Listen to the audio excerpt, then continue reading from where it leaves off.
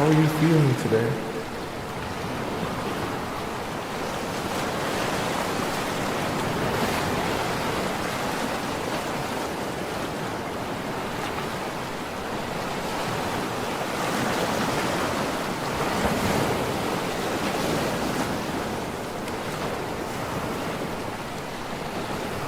Do you feel fulfilled in life?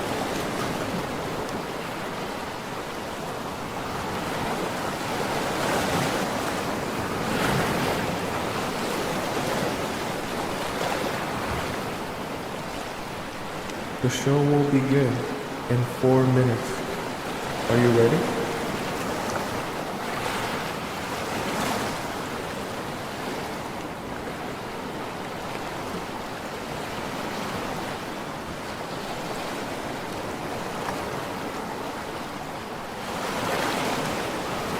When was the last time you felt betrayed?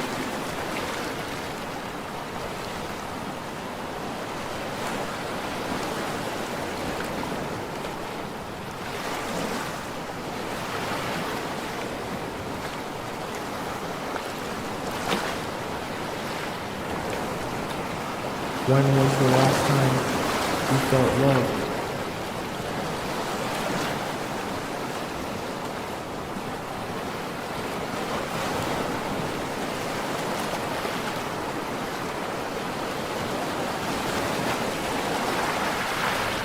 The show will begin in 3 minutes. Are you ready?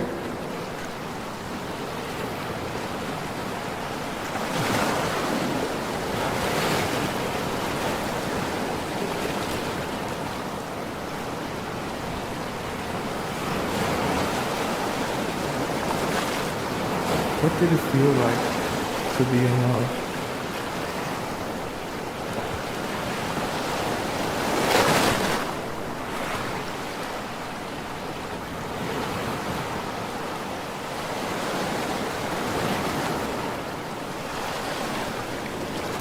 What is the most painful part of being in love?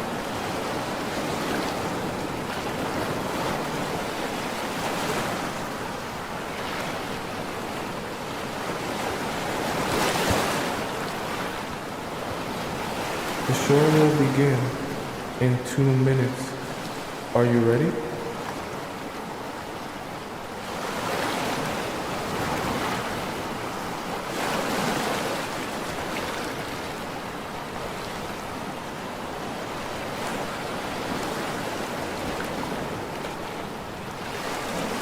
Are you ready to be transformed?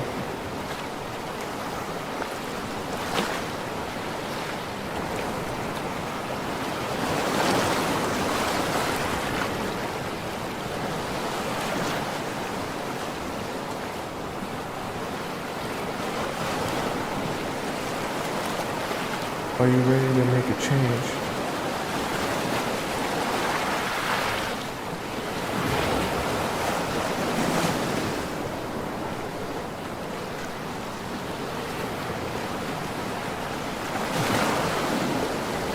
The show will begin in 1 minute. I hope you're ready.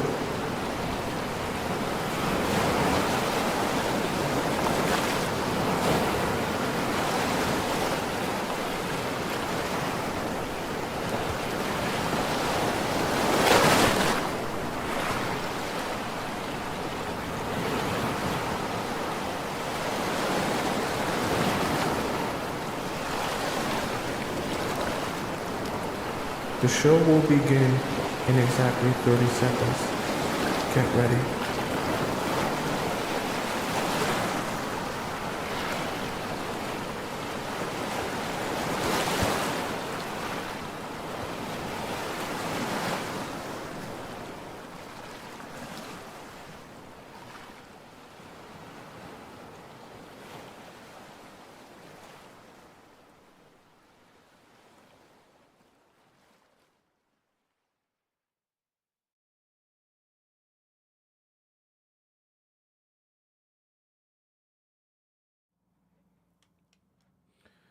What if I told you that black cat energy is one of the secrets to making men fall in love with you? What if I also told you without an understanding of how this works, you can drastically affect negatively your attraction and desirability for men? If you want to be certain about how you can attract men into your life and be desirable to them, then join me on today's show where we'll be discussing why men fall in love with black cat energy. That way you can finally understand how one of the most powerful concepts in attraction for men can benefit your dating life. Welcome to the Players Club. If you're paying attention to me and everyone else in the live stream, please say here present so that I know you're here present and actively participating. How are all you beautiful people doing today? Who we got up in the TikTok chat? We got Goose here. We got Aset here. We got Lana here. Abby here. We got Dee here. We got Chan here. Jossie here. Linalik is here. Alexandra is here. Melanie is here. Shella is here. Welcome all you beautiful people. And of course, we got our three moderators, SH, Scotty, and Sharice here. How are all you beautiful people doing over in the YouTube chat? Because you guys know I'm live on YouTube and TikTok at the same time. Who we got up in the chat? We got Melita here. Shout out to Melita. She's so consistent. We got Great Fortune Cookie. Welcome here again. We got Rare is here. Mary is here. V is here. Irina is here. Yasmin is here. Electric Feel is here. Welcome, Electric Feel. We haven't seen you in a while. Henya is here as one of our YouTube members. Ivy is always here as one of our YouTube members. Jazz is here as well. And of course, we have Missy America holding down our chat. Let's get this party started, chat. I don't want to waste any more time now that we're here. Hope you had a good night last night. Hope you slept well. And if you're in bed now, I hope you're paying attention. And now ain't the time to sleep. Now's the time for you to understand black cat energy, okay? I know some of you have probably, now let me know in the chat. Tell me yes or no in the chat. Have you heard the terminology black cat energy before? Because I know this is a term that's going around now, and I know it's kind of like a buzzword because I know, this marker's strong as hell. I know some of you might have heard it, but not really understand what it means. So we're not going to go into like the summary of what it means. I'll explain it to you basically, right? Black cat energy is your ability to be desirable to men. In the process of me explaining why this is so good, I'll help you come to a little bit more of an understanding of why this works and how it works and exactly what it is. So I've made this kind of visual for you guys before of a road here, right? And in this road, men have two options. Now, instead of the two options like I made it before, being princess treatment and peasant treatment, we're gonna make these options for this road something a little bit different, right? And I want to crystallize this because this is so important, and it's important for black cat energy, okay? All right, someone said talk faster. You probably should skip past this live show and you should go watch someone else that will talk 1,000 minutes a second, and you can get all the information in 30 seconds. We're here for a conversation, okay? So, choice number one is to pursue, and for the men, choice number two is to ignore. There are really only two options here, right? And this is kind of what I want to break down for you and why black cat energy works so well. Black cat energy is essentially your ability to be in and of you. Your essence is you, your investment is in you. Who is attracted to you based on that is attracted to you, and who is not is not. Now, there's a whole bunch of more things that go into black cat energy, which we'll discuss both today and on other days, but I want to kind of summarize that for you so your understanding of that concept in itself. Now, the reason that black cat energy works so well for men is because you're giving them a choice. Understand one of the most powerful concepts you're ever going to know about attraction, and especially men, and being desirable to them, is allowing them to make their own choice, or at least, don't tell anyone, making them feel as though they have the option of making their own choice. Part of the Players Club is understanding how to plant seeds and other things, but you're always making men feel like they have a choice. Why? Because choices build narratives, which we're going to talk about a little bit later, and choices are also what allow men to feel like I'm doing this because I want to do this, and when I do this because I want to do this, I continue to do it because it's my own choice. And you no longer have to be in a position of begging. You don't have to act like a peasant. You get to act like a queen and receive those choices that he's making. So let me kind of break this down a little bit more. When we have two options and two roads here to pursue or to ignore, that's essentially what he's choosing if he's dealing with a woman, i.e. you in this scenario. He can either choose to continue pursuing you, progressing this relationship forward more, or he can choose to kind of ignore it, or we can even say neglect your relationship or just not care. This road is going to lead to you being, kind of feeling left out, you feeling like he doesn't care about you, you feeling like he's withdrawing from you. This might trigger a whole lot of your anxiety. But here's the thing, you're a black cat. And when you become a black cat and you embody your black cat energy, you no longer allow this choice to bother you. This choice doesn't bother you. In fact, either of these choices don't bother you. Why? Because you're unaffected by how someone else treats you. When you are a black cat, your energy is for yourself and you are self-sustaining. What I mean by self-sustaining is your happiness is unaffected by whether a man comes to this fork in the road and chooses to pursue you or chooses to ignore you. Because your happiness is not in line with whether a man is giving you attention or not, whether he's noticing you or whether he's choosing to pursue you or ignore you. And see, this is the amazing thing about why this works so well. Because when men get to a fork in the road and they say, wow, I'm meeting this girl, and as I'm getting to know her, I realize she's unaffected by whether or not I give her attention, whether or not, I'm talking to her, or whether or not I'm ignoring her. She's of herself. She's continuing to be happy and she's continuing to live her life despite what I do with or without her. Then when they get to this place and they do choose to pursue you, they make this choice to pursue you not because you beg them to, not because you asked them a million times, not because you sent 30 paragraphs, and not because you showed up at his door and act crazy like we talked about yesterday. It's because he made the choice that he wants you. He wants to be with you, and he wants to build this relationship with you, so he made the choice to pursue you. But here's the amazing part for you. This kind of becomes a snowball effect where because he chooses to pursue you, that choice creates future or feeds on itself in future choices. His choice to pursue you, then he gets to make the choice for himself. Okay, I'm going to act on this. I'm going to do things in line with me actually building this relationship. Because why? Because I want this for myself and I want to be with her, which allows you to embody more of your black cat energy or your queen energy where you're receiving from him, okay? So black cat energy is also a function of the fact that you only end up entertaining the men who choose this path. The only men that get more access to you or get anything from you, even get your attention in general, are the men that choose this path. And the men that choose this path, they get nothing from you. They don't get, someone said I sent paragraphs. They shouldn't be getting paragraphs. They shouldn't be getting phone calls. They don't get DMs. You don't send them memes. You don't do nothing with the men that choose this path because you're a black cat, and in your black cat energy, you are self-sustained. So when a man shows you that he's choosing this path, it doesn't matter to you. It really doesn't. It doesn't affect your happiness, and it doesn't affect your own self-worth or self-esteem.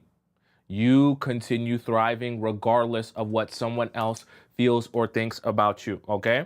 Right? I'm not saying that I'm a black cat, but you see what I just did earlier in the show? It was kind of like a little microcosm. I didn't plan that. See what I just did earlier in the show when someone said speed it up? I said go watch someone else. I'm not going to speed it up for you. We're here to have a conversation, right? That's the type of energy you want to be embodying in your relationships. If you ain't happy with me and how I am, then you go find someone else to be happy with. Don't bother me. Don't make me sad. Don't make me cry. I don't lose no sleep. Okay? Very important, all right? Maybe some of you might call me a bad cat. I don't know. All right, let's go on to number 2.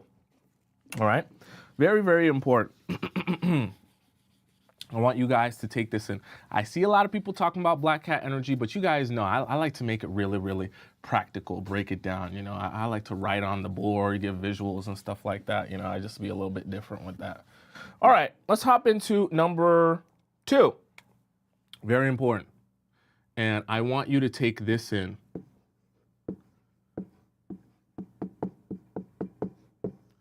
Okay? Oops. Oops. Oops. Oops. Oops. I seen some of you saying, your spelling's so bad. Make sure I spell that right for all of you spelling bee champions out there, okay? Narratives. Narratives matter so much. I want you to pay attention all the time to the narrative you're creating about yourself, okay? Right. So we have you here, beautiful. Today you have curly hair, all right?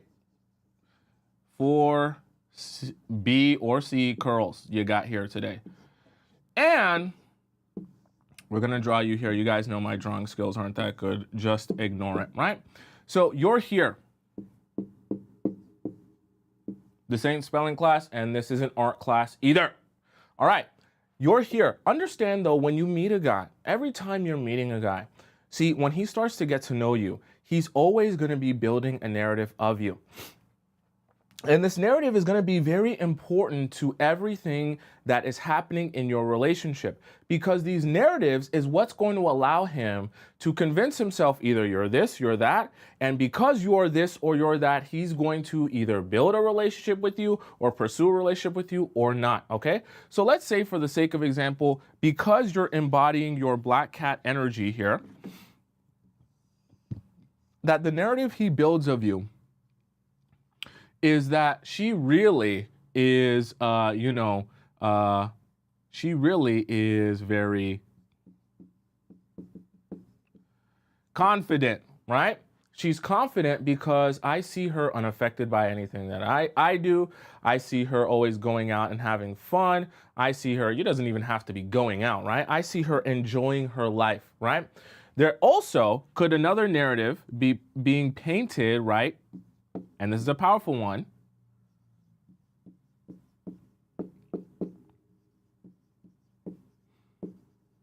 She doesn't need me, okay? Even though we hang out and we spend time together, she doesn't need me to be in her life in order for her to have happiness. This is actually a really important narrative that you want the guy's painting of you, right? Because this helps him understand me being here and adding value is an addition to her life. However, if I'm not in her life, it's not like her life will be tragic and sad, okay? Right? She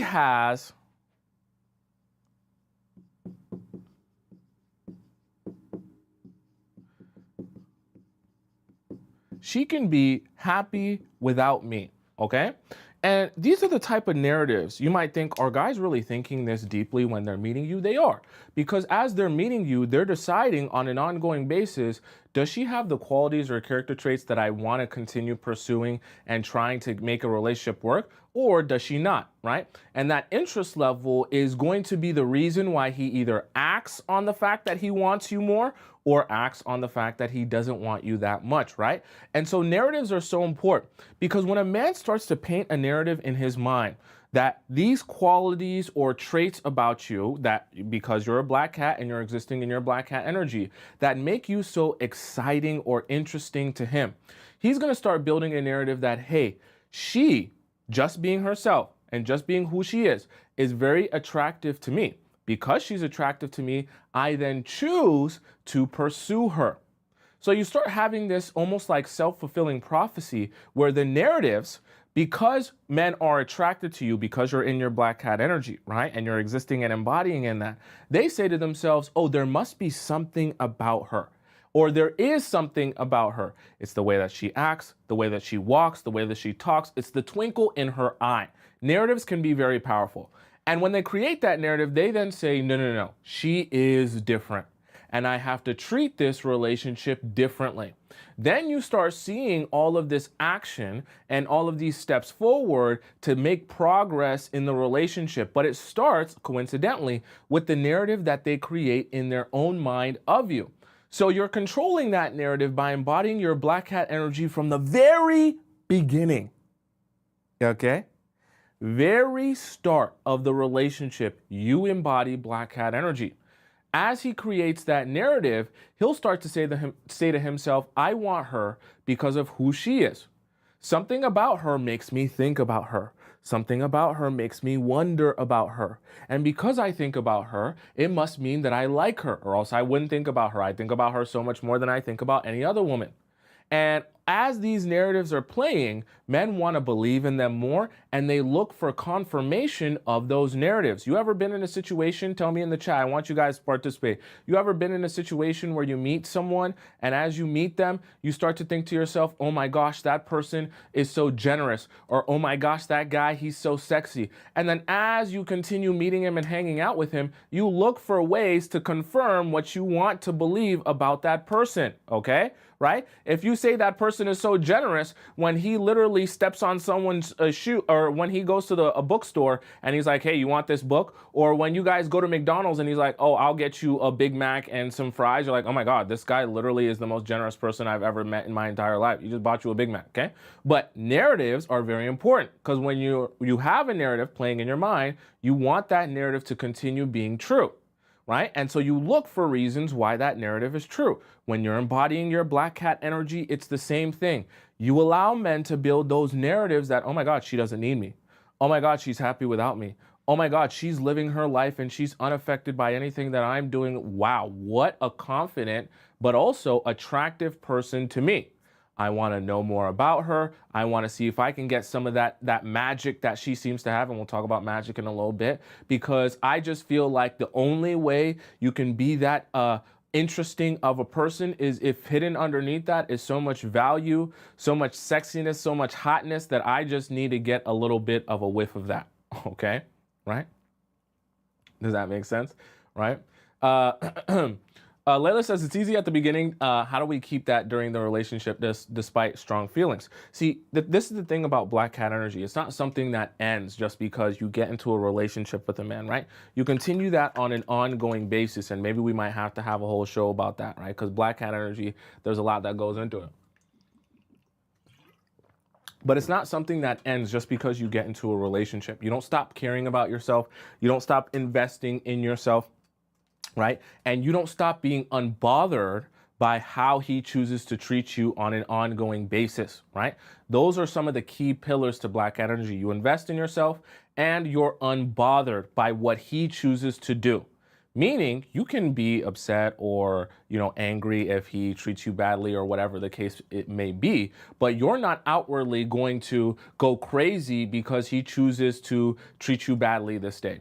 You can address it, but you're not going to allow that to affect your ability to be happy or feel good about yourself. You also don't allow that to affect your self-esteem, because your self-esteem and what you think your value is disconnected from how he chooses to treat you on an ongoing basis, right? Even your partner. Are you following me? Okay. I don't want to get too sidetracked here, right? But you get my gist. So that's number 2. Let's hop into number 3. Okay. I did do a show on black cat energy before. It was a little bit of a different show where we just kind of introduced it and broke it down. I don't want to get too sidetracked here, but I know some of you don't know about that show. Okay, let's hop into number 3 here. Okay, number 3, very important.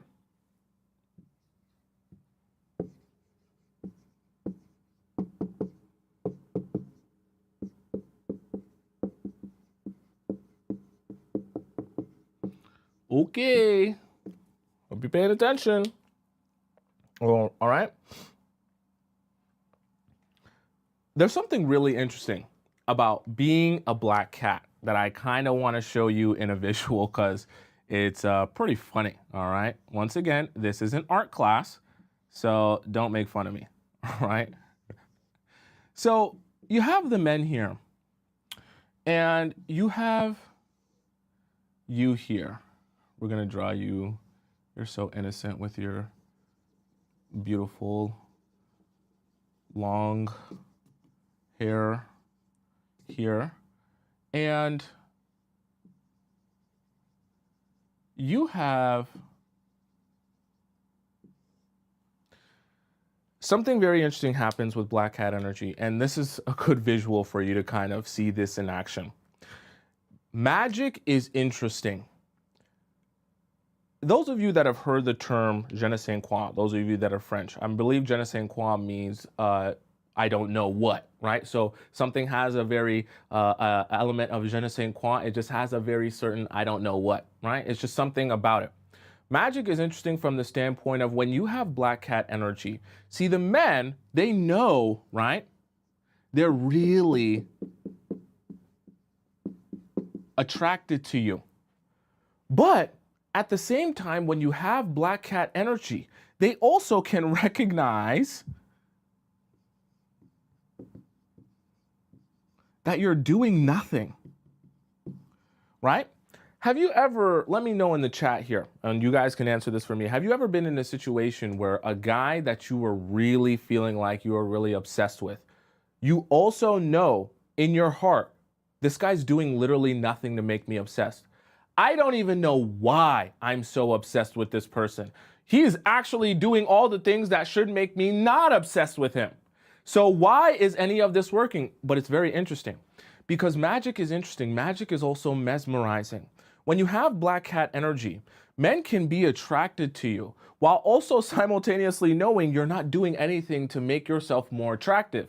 But there's kind of this vicious cycle because as he knows you're doing nothing, I should even draw it like this so it looks more like a circle here. This would be an even better visual for you guys. Because you're giving him nothing with your black cat energy. You're kind of involved in yourself and you don't really care about what he's doing. That's why I kind of drew your eyes going over here. But this process of him being attracted to you, but also recognizing that you're not really that interested in him, or you don't really seem to be that bothered by anything that's going on with him, it makes it more mesmerizing.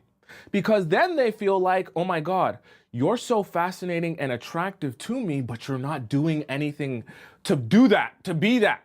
So then they start trying to figure out, oh my God, something about you is just driving me insane.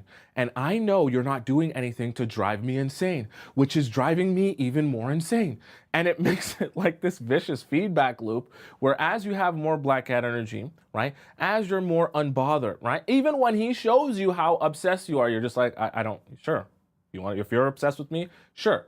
He starts saying, I don't know why I'm so obsessed with you. Can you explain what you're doing? I don't know what I'm doing. I'm just being myself. That's what makes it so amazing. You're just being you and it just turns me on so much. And you start being like, what? I don't even get it, right? And this is an amazing place to be, right? You don't have to describe the magic. You don't have to feed into the magic. You don't even have to try for the magic when you're doing this black cat energy properly. Because when the men are mesmerized, it becomes even more mesmerizing when they don't even understand why they're mesmerized. It's like a magic trick. The magic, the je ne sais quoi, is in the fact that they don't quite know what it is that's making that happen, right? Similar to when you see someone perform a magic trick, obviously it's not real magic, but the je ne sais quoi of it, right? The magnificent and, interesting part about it is you can't quite figure out what it is that the magician is actually doing. That's what makes it magic. The magic isn't in the actual act. The magic is in you not understanding what goes into the act. That's what makes it interesting. So I say that to say, for yourself as well, in your black cat energy, what makes you so magical is that men don't understand why you doing nothing makes you so fascinating and attractive. Which is precisely why I talked to you guys in number 2 about narratives and how narratives come into play for your own advantage when you're in your black cat energy. Because as you do nothing, as you seems very unbothered, and he continues to be so attracted and fascinated by you, he has to build a narrative around what reason could he possibly be so attracted to you, so interested in you, that he can't get enough of you. He's got to create narratives out of absolutely anything. So then what is he going to pick to make his narratives out of when you're so magical and fascinating? He's just going to pick any one of your regular, everyday, mundane qualities. And this is the perfect part about that. When he picks any one of your regular qualities that you do or most people do or anyone could do, he is hyper fixated on the fact that that quality about you is what makes you different. So let me give you an example of this in action. when a guy is super mesmerized by you and your black cat energy. Let's just say, for the sake of example, you're someone who you like rock climbing, okay? Nothing too crazy, but that's just an interest of yours. And you're in your black cat energy, you enjoy your time with your friends, you go out, you do rock climbing, and you do some outdoor stuff, and you're hiking and stuff. And he's super mesmerized about you and by you, right? He's gonna start saying to himself, oh my God, I don't know what it is about you, but you're just so attractive to me. You're an outdoor person. You like to go hiking. You go rock climbing. And it's just, I've never met anyone who's so physically active. I've never met anyone who's outdoorsy like me, or like I've always wanted to be. And it's just so fat. And you're just thinking to yourself, it's just rock climbing. Like I just go hiking because I enjoy going hiking. I'm not trying to do anything or be anyone more attractive towards you. But then that's also what makes it more attractive, because as you're not trying, and as he also recognizes that you're not trying, you're just being you, that's also part of the black cat energy, right? You're in and of yourself. You're involved in you. You're in love with you, which actually makes you so much more fascinating, okay? As opposed to when you're in love and in awe of someone else, or him in this case, that makes you a lot less fascinating, unfortunately, right? Right? Does that make sense to you guys so far? Someone says mine, he was jealous of me for being active, for me going out and being active. Well, here's the thing. A lot of times jealousy and attraction can kind of almost be one and the same sometimes. And sometimes those emotions can get intertwined for men, right? Because when you do things that are in line with black cat energy, sometimes it can incite a feeling of, oh my gosh, like, I know that you're attractive right now, and I also know that other men will find you very attractive. So that kind of makes me jealous, because I know that it's very easy for me to lose you if this continues going on like that. So jealousy also can sometimes strike with men out of fear.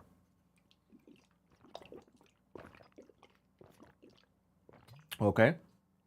Someone said, I'm in love with someone I never even dated. Like how? I hope you're not talking about me. And if you're talking about anyone else, kill that.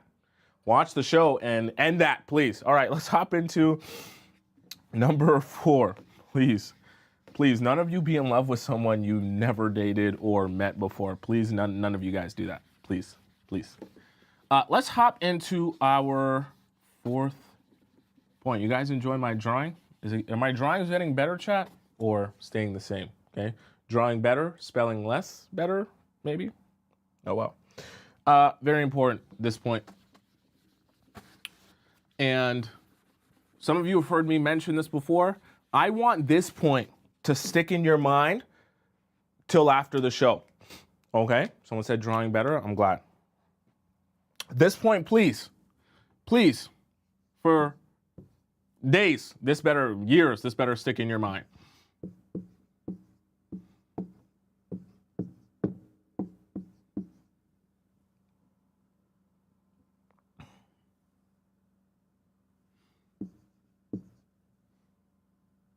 Okay.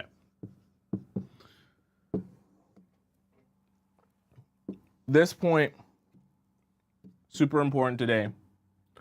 Queen versus being a peasant, all right? Let's kind of mark down here what the difference between these two are. Because when you're in your black cat energy, we can also call it in your queen energy, right? When you're not in your black cat energy, when you're desperate, when you're needy, when you want his validation so badly just to feel good about yourself, you're in this peasant energy state right here. So we're going to kind of compare these so that we can kind of understand why this is so attractive to men and why they end up falling for you when you're in this state rather than in this state, okay? So when you're in your queen energy, you're very unbothered, right? And there's a specific type of thing that I want to discuss with you about being unbothered, as opposed to here, you're very.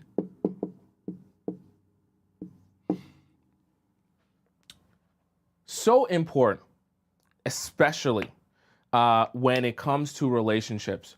When you're in a state where you're in your queen energy, when you're not in your peasant energy, you are unbothered by any and everything. Now, This is very different from saying you never address anything. You're obviously going to address things if they upset you. What I mean by you're unbothered is you don't concern yourself with things that shouldn't concern you as a queen. So let's discuss here, right?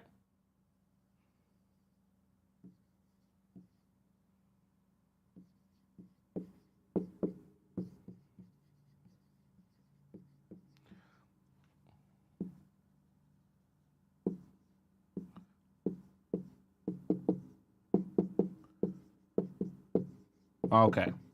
Something I really want to talk to you guys about here in these two comparisons.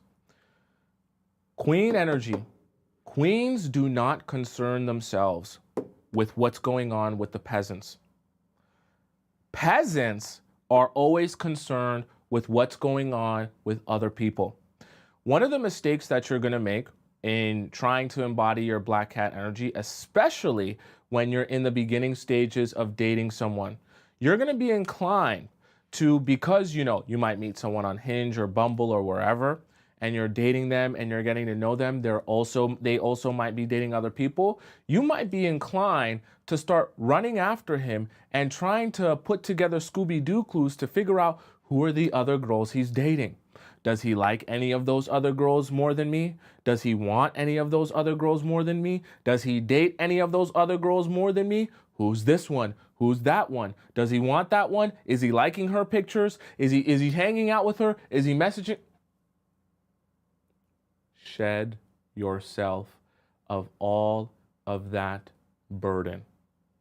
That is peasant energy, okay? Black cat energy is unbothered because nobody compares to you. You bring to the table what you bring to the table. So Nikki says, none of my business. It's none of your business from the standpoint of it doesn't affect you. If you're a queen, let's break this down here. If you're a queen and you know that you deserve a king, someone who is on your same level, if someone ever shows you that they're not that, you simply just say, oh, perfect. Thank you for showing me that. I'm gonna step away now. So good. Glad we could have this discussion. And other than that, you don't bother doing research and trying to be an FBI agent to figure out what this clue is and what that clue is. Understand that in your queen energy, you will always, and this is something very interesting,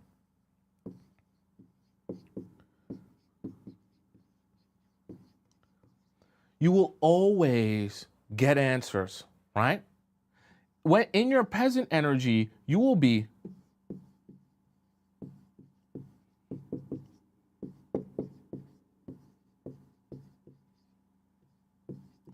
and this is a mistake that you can make a lot of times with men, and why you'll actually do the opposite of making it possible for them to fall in love with you.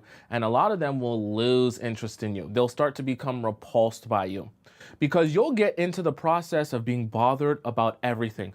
Bothered about the way he treats you on a daily basis, bothered about whether he likes you or he says he loves you today, bothered about whether he's showing you attention today, bothered whether he's looking at this girl or liking her pictures or liking that. You'll become bothered about absolutely everything.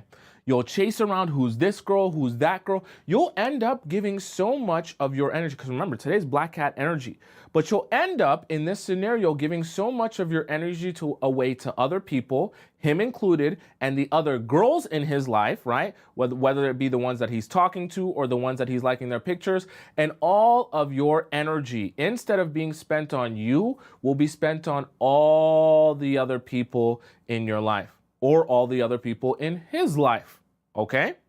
And this is very dangerous because when you're in this state, you're very unattractive to men. And when you're unattractive to them, they pull away from you. As they pull away from you, your anxiety grows more and you start chasing and chasing and chasing because there's a snowball effect here. In your queen energy, in your black cat energy, nobody compares to you. And you also accept the fact that if someone chooses to have you effed up and treat you the wrong way, treat you in a way that's not in line with what you're looking for, you will always, always receive answers one way or another, okay? You don't got to trust me. You don't got to be an FBI agent to receive your answers. You see, and this is the real easy mistake to make. When you can be desperate for answers thinking to yourself, but Thompson, I'm not actually desperate for those answers. Thompson, I just want those answers because I just want to understand, what is he doing? Who is he messaging? Who is he talking to? Is he cheating? It's just a logical thing for me to want to know as his girlfriend. I need to know if he has another girlfriend. Yes. And if he has another girlfriend, trust me, it will eventually become obvious to you. And you won't have to search for the answer. One day the answer will find you. Trust you me, okay? Anyone that's running game on you for long enough will eventually slip up. And all you have to do is resign yourself to the fact that when I do find out, if that day does come, you will be so cooked, you might as well break up with me first. Cause you ain't never gonna see me again. All right? And it doesn't even have to be from a mean or nasty standpoint. It's just simply, the answers will come to me. I have no fear that they will. And when they do, I will analyze those answers and I'll decide how I respond from there. But you don't go desperate looking for answers, trying to uncover clues. Because a lot of times when you're in this peasant energy, even when you do uncover the clues, all you want to do is confront him to get him to stop that. Okay? And a lot of times when you do this, when you're desperate for those answers, you end up bringing that same peasant energy even to the confrontation, which we talked about yesterday in Going Crazy and why you shouldn't be doing that. All right? Right? So please, you're not an FBI agent. FBI is peasant energy. Okay? In your queen energy, in your black cat energy, you allow things to be. And you allow men to choose how it is that they want to treat you. Communication, obviously, and it's not like you want to leave him in the dark and things like that. But once you communicate how you feel and what you expect and things like that, if he chooses not to treat you right, if he chooses to go behind your back, if he chooses to message girls and like their pictures and do all of this other stuff, the answers will come to you. And when they do, you decide how you respond from there. That's a way scarier sight, and that's how you deal with situations with black cat energy instead of dealing with them with peasant energy, okay? Does that make sense? Right? We talked about, someone said we talked about confrontation yesterday and how to deal with that in yesterday's show. So for those of you who are on TikTok and you wanting to watch that show, go onto my YouTube page and watch that show. It's on my YouTube page, just Tomisin Atobatele. It's right on top of the top right corner of the screen. Also, for those of you who have, I'll say this in the middle of the show, those of you who want to ask me a private question about your specific situation, because I'm not going to be able to see everyone's message in the chat, please go to the link in my bio on TikTok or the link in my description on YouTube, and you can ask me a private question in that link there that says ask me a private question. You can ask me a private question and you can write it all out, paragraph on paragraph on paragraph, and I'll answer you with a voice message and it'll go right to your email after you send in your message. So I know a lot of you have your different questions about your situation. I want to answer them all. Okay. We also have our Discord time coming in a little bit. So make sure you join us for our Discord time if you want to ask me a question and have it answered live on the show as well. You can also have that option. It's in the link in my bio on TikTok, and it's in the link in my description on YouTube, okay? We are going to get to all of those. For now, let's hop into number 5, okay? All right, hope we're all on the same page so far. So important here, number 5.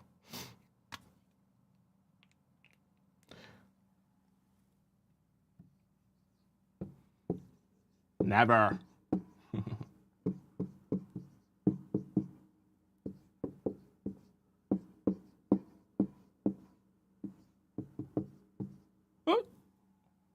Make sure I spell that one the right way. The right way. All right, so please, please, please, you never ask man. Let me draw this right. I need to focus. You never ask men for permission. Please don't, okay? I'm going to draw this out in a visual so that we're all on the same page. I'm going to draw this out real quick for y'all.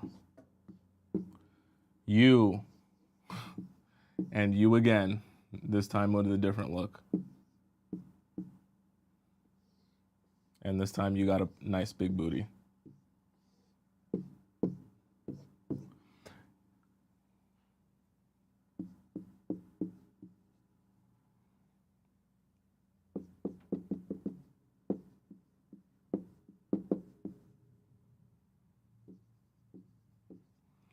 Here's the thing that I want you guys, you like my drawing here?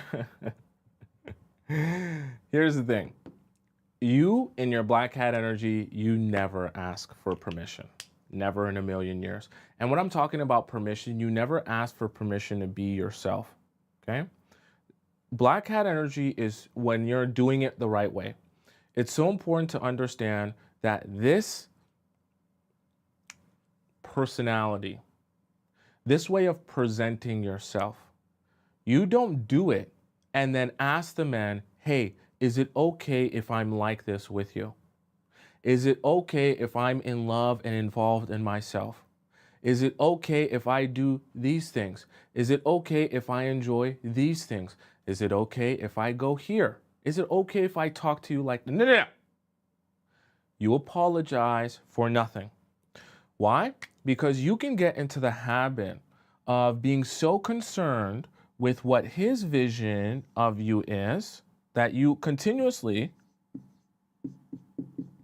try to be like, such a bad kid, it's gonna make me mad, that you continuously try to be more like his version of what he wants for you. This is a trick though, because in black cat energy, even when he might ask you to be his version of what he likes for you, you go out a lot. I don't want you to go out anymore. You like to, be out and, go on hikes and go rock climbing, but I'd rather you stay inside with me. I'd rather you be more introverted like me, or, you like to do these things. I'd rather you do these things instead because I would want that more for you. When you try to be more like his version of you, you always end up having to ask for permission to be this person, to be his version, because that's not who you wake up being, okay? And so each and every day, you have to put on a suit to become his version of who he wants you to be. That's very stressful. That's also very anxiety inducing. And it takes you completely out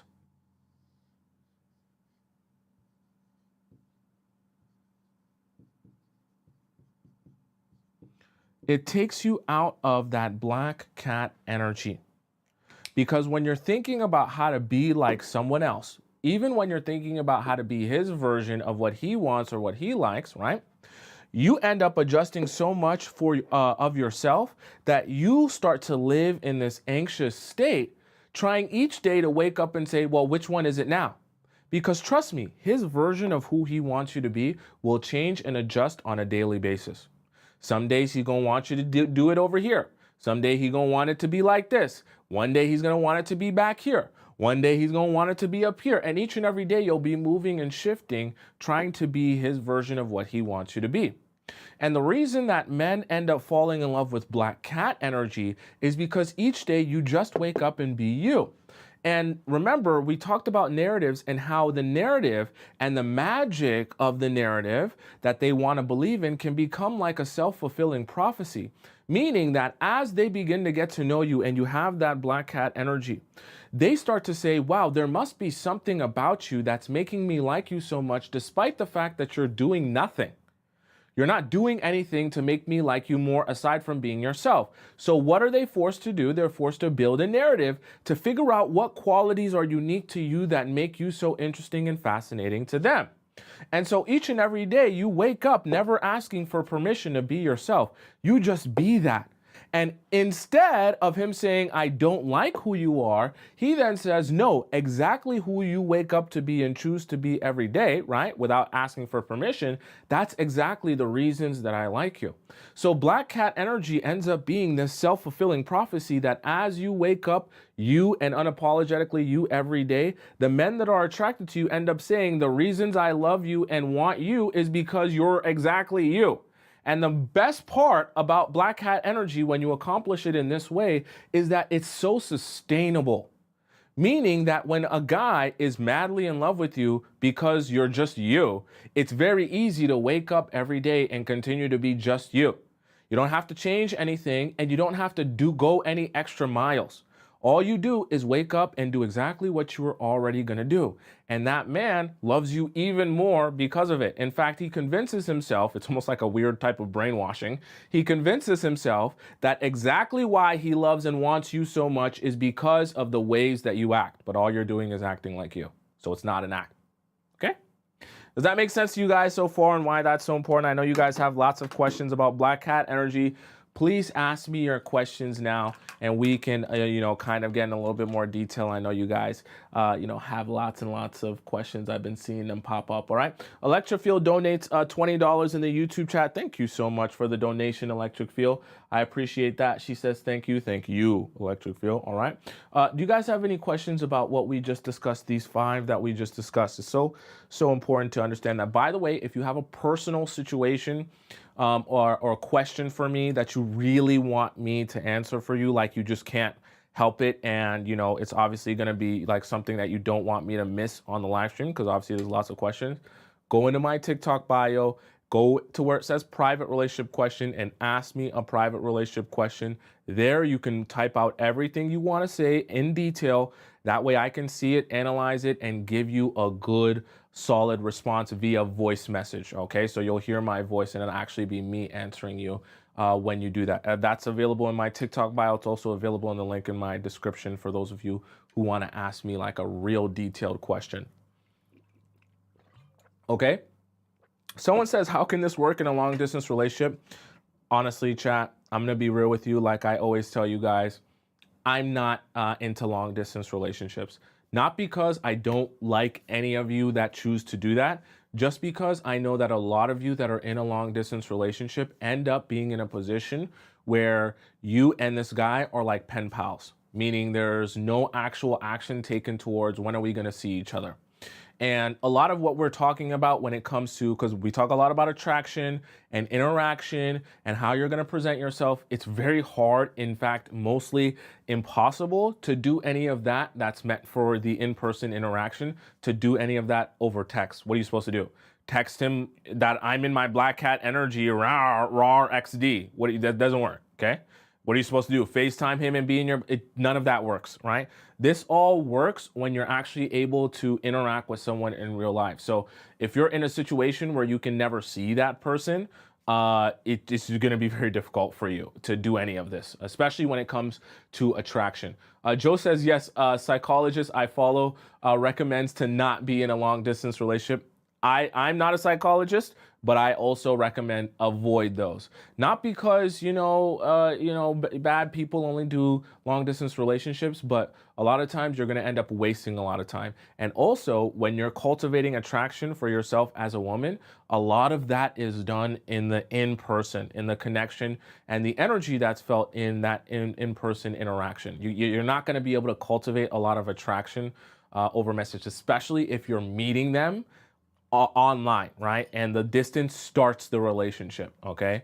If you have nothing to go off of except for the distance from the very beginning, it's going to be very, very tough, right? Right? Someone said, how long is long distance? Is an hour away considered long distance? No, it's not, because even if they live an hour away, they can see you multiple times a week, okay? Especially if they have a car, that's not considered long distance. That'd be considered long distance to like high school students, but adults with like cars and means of transportation, that's not considered long distance, right? Someone says, that a black cat basically like being nonchalant? No, not really. Yes, in a certain sense, you're going to be unbothered and you're going to be nonchalant, but also within that is you're going to be self-sustaining, right? Meaning that your happiness is not affected by how someone else treats you, right? Another guy that you're in a romantic relationship treats you. But on top of that, right, it's not just, oh, I'm unbothered. You also actually do have to have happiness and things going on in your life outside of the guy, right? For your black cat energy to actually be self-sustaining. So you can't say, oh, I'm just going to be unbothered, but you're sitting at home every day trying your hardest to be unbothered and hold back tears because, you know, there's nothing else going on in your life except for him. That's not how black cat energy actually works. It's like a whole lifestyle change, right? Your whole energy is going to change, right? And it's also not something that you need to announce to men if you're trying to change that or adjust that. You just do it, okay? Please. Chat, please don't be announcing that to me. I'm about to get in my black cat energy. I hope you know that things were going to be different. No. Just make a change. Okay, start making the changes. Let him observe the changes and pretend like you have no idea what he's talking about. Sometimes playing dumb is your best bet in some cases. Okay, when you play dumb, you get a lot of good things that way, right? People let their guard down when you play dumb. I don't know what it is. I don't know why I'm so much more attractive now. I don't know what it could be. Is it my hair color? It's the same thing, right? Someone said he can do stand-up. You talking about me? You guys said me can do stand-up? Thank you. I appreciate that. Right? La Demon says, I don't respond this question. I simply state I'm not married yet. Are you talking about like a question that he asked you, right? Flower says the queen is hard to get. Only the king gets the queen, and the king must behave the way the queen says. It's perfectly true. It's perfectly true. Nicole donates $5. She says you deserve an honorary doctrine of psychology. You're probably smarter than most professionals. Love your class, Mr. Thompson. Thank you, guys. By the way, Chad, I actually am not a certified psychiatrist or psychologist. But I actually have a lot of psychologists that send me messages and even comment on videos. They're like, everything you say is spot on, and I'm a psychologist, which is pretty cool. Okay, that's pretty awesome.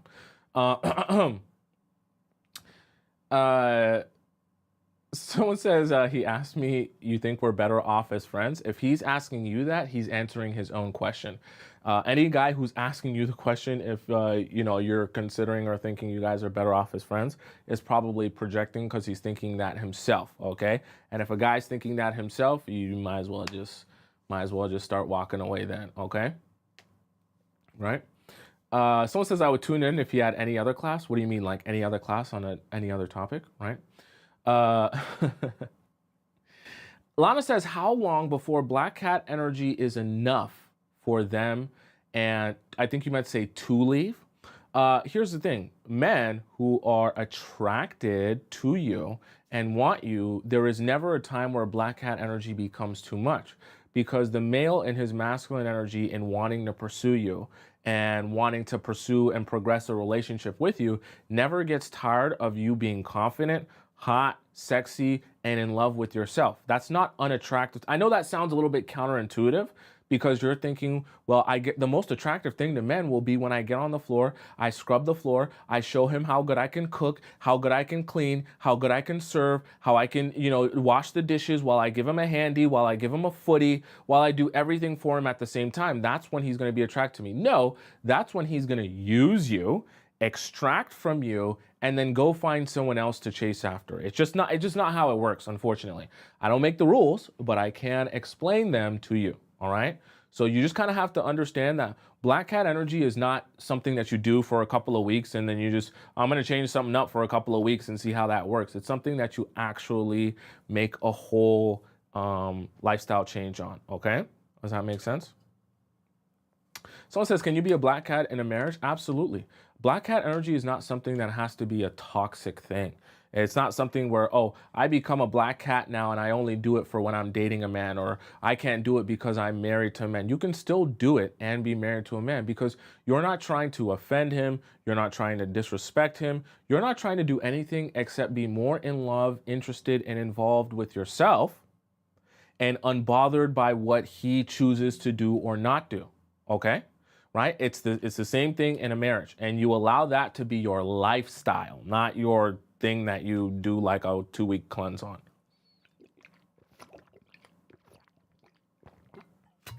I damn near finished this whole bottle today. Damn, I was really thirsty.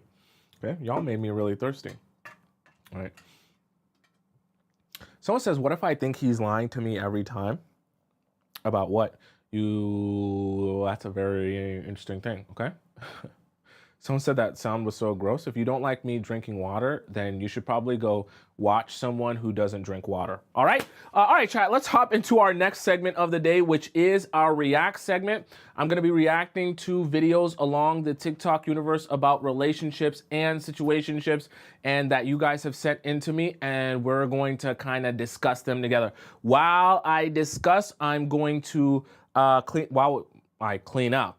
We're gonna watch an intermission video that comes from Matthew Hussey. He's talking about how to stop obsessing in early dating. And just take a couple of minutes, we're gonna watch this together, and then I'm gonna come back with you guys and we're gonna start our React segment. Spam up your headphone emojis and spam up your camcorder emojis right now, okay? We're gonna hop right into it. One of the key psychological phenomena that is responsible for us getting too obsessed and too anxious about someone early on in the dating process. It is known as the halo effect, and Britannica defines the halo effect as follows. The halo effect: the cognitive bias in which an impression formed from a single trait or characteristic is allowed to influence multiple judgments or ratings of unrelated factors. What this essentially means is when we see a couple of things that create a positive impression about a person, we are far more likely to deduce, rightly or wrongly, other positive things about them from those initial impressions. Now, this is extremely dangerous.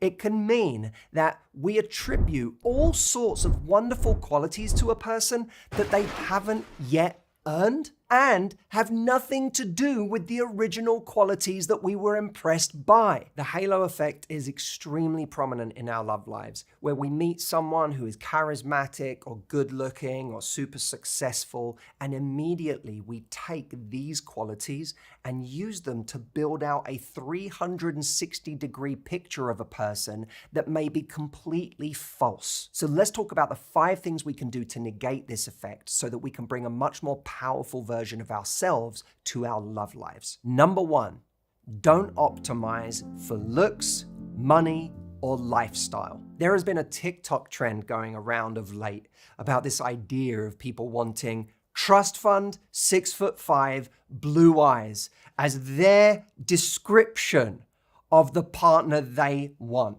I fail most of those tests. I have slightly blue eyes. That's it.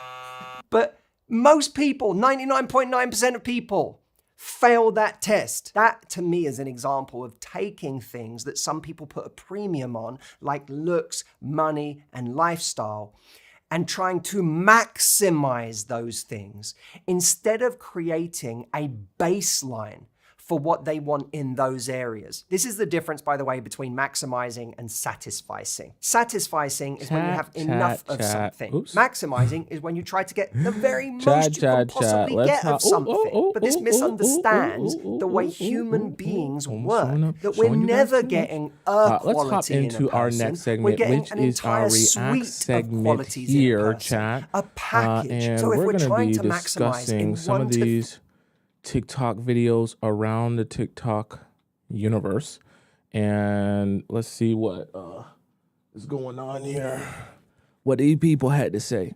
All right, let's hop into our first video. First video comes from this creator here. Men do not fall in love with your character. What is going on? Hey. Men do not fall in love with your character, your personality at first. They will never.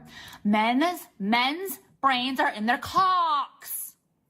Are you stupid? Yes, you are. You're a dumb shit. And the only way that your man would ever fall in love with your personality first, if he was an ugly piece of shit. Okay, if he's ugly and doesn't have any options, then he'll go for any person he can because he doesn't have a choice. It's called nature. Okay, men's brains are in their penises. Okay. Men do not fall in love. This is the worst eyeliner. I'm going to flip the fuck out. It made me ugly. This is thick. Men will fall in love with your appearance first. They are males, okay? They're not going to go... Do you think they're going to be attracted to someone ugly and fat? No, they will never be. Okay. They might be because they think you're easy. That's the truth. And they don't want to put a lot of effort because whatever. But I'm talking about generally. Men fall in love with how you look first. Men do not fall in love with your character, your personality at first. They will never. Men's brains are in their cocks.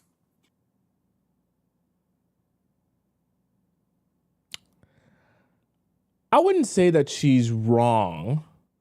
I would just say that even when it comes to looks, they're not falling in love. I would more call it, okay, let's have a real conversation for a second. Okay, like in all seriousness. I'm a man. I love you. I care about you. We have this show and we talk about a lot of stuff. But if I'm actually going to help you, I can't help you if I'm not honest with you. I will not sit here and pretend as if looks don't matter. You guys would know I just be BSing you, talking about men and then telling you that looks don't matter. Looks are like, let's call them a gateway drug.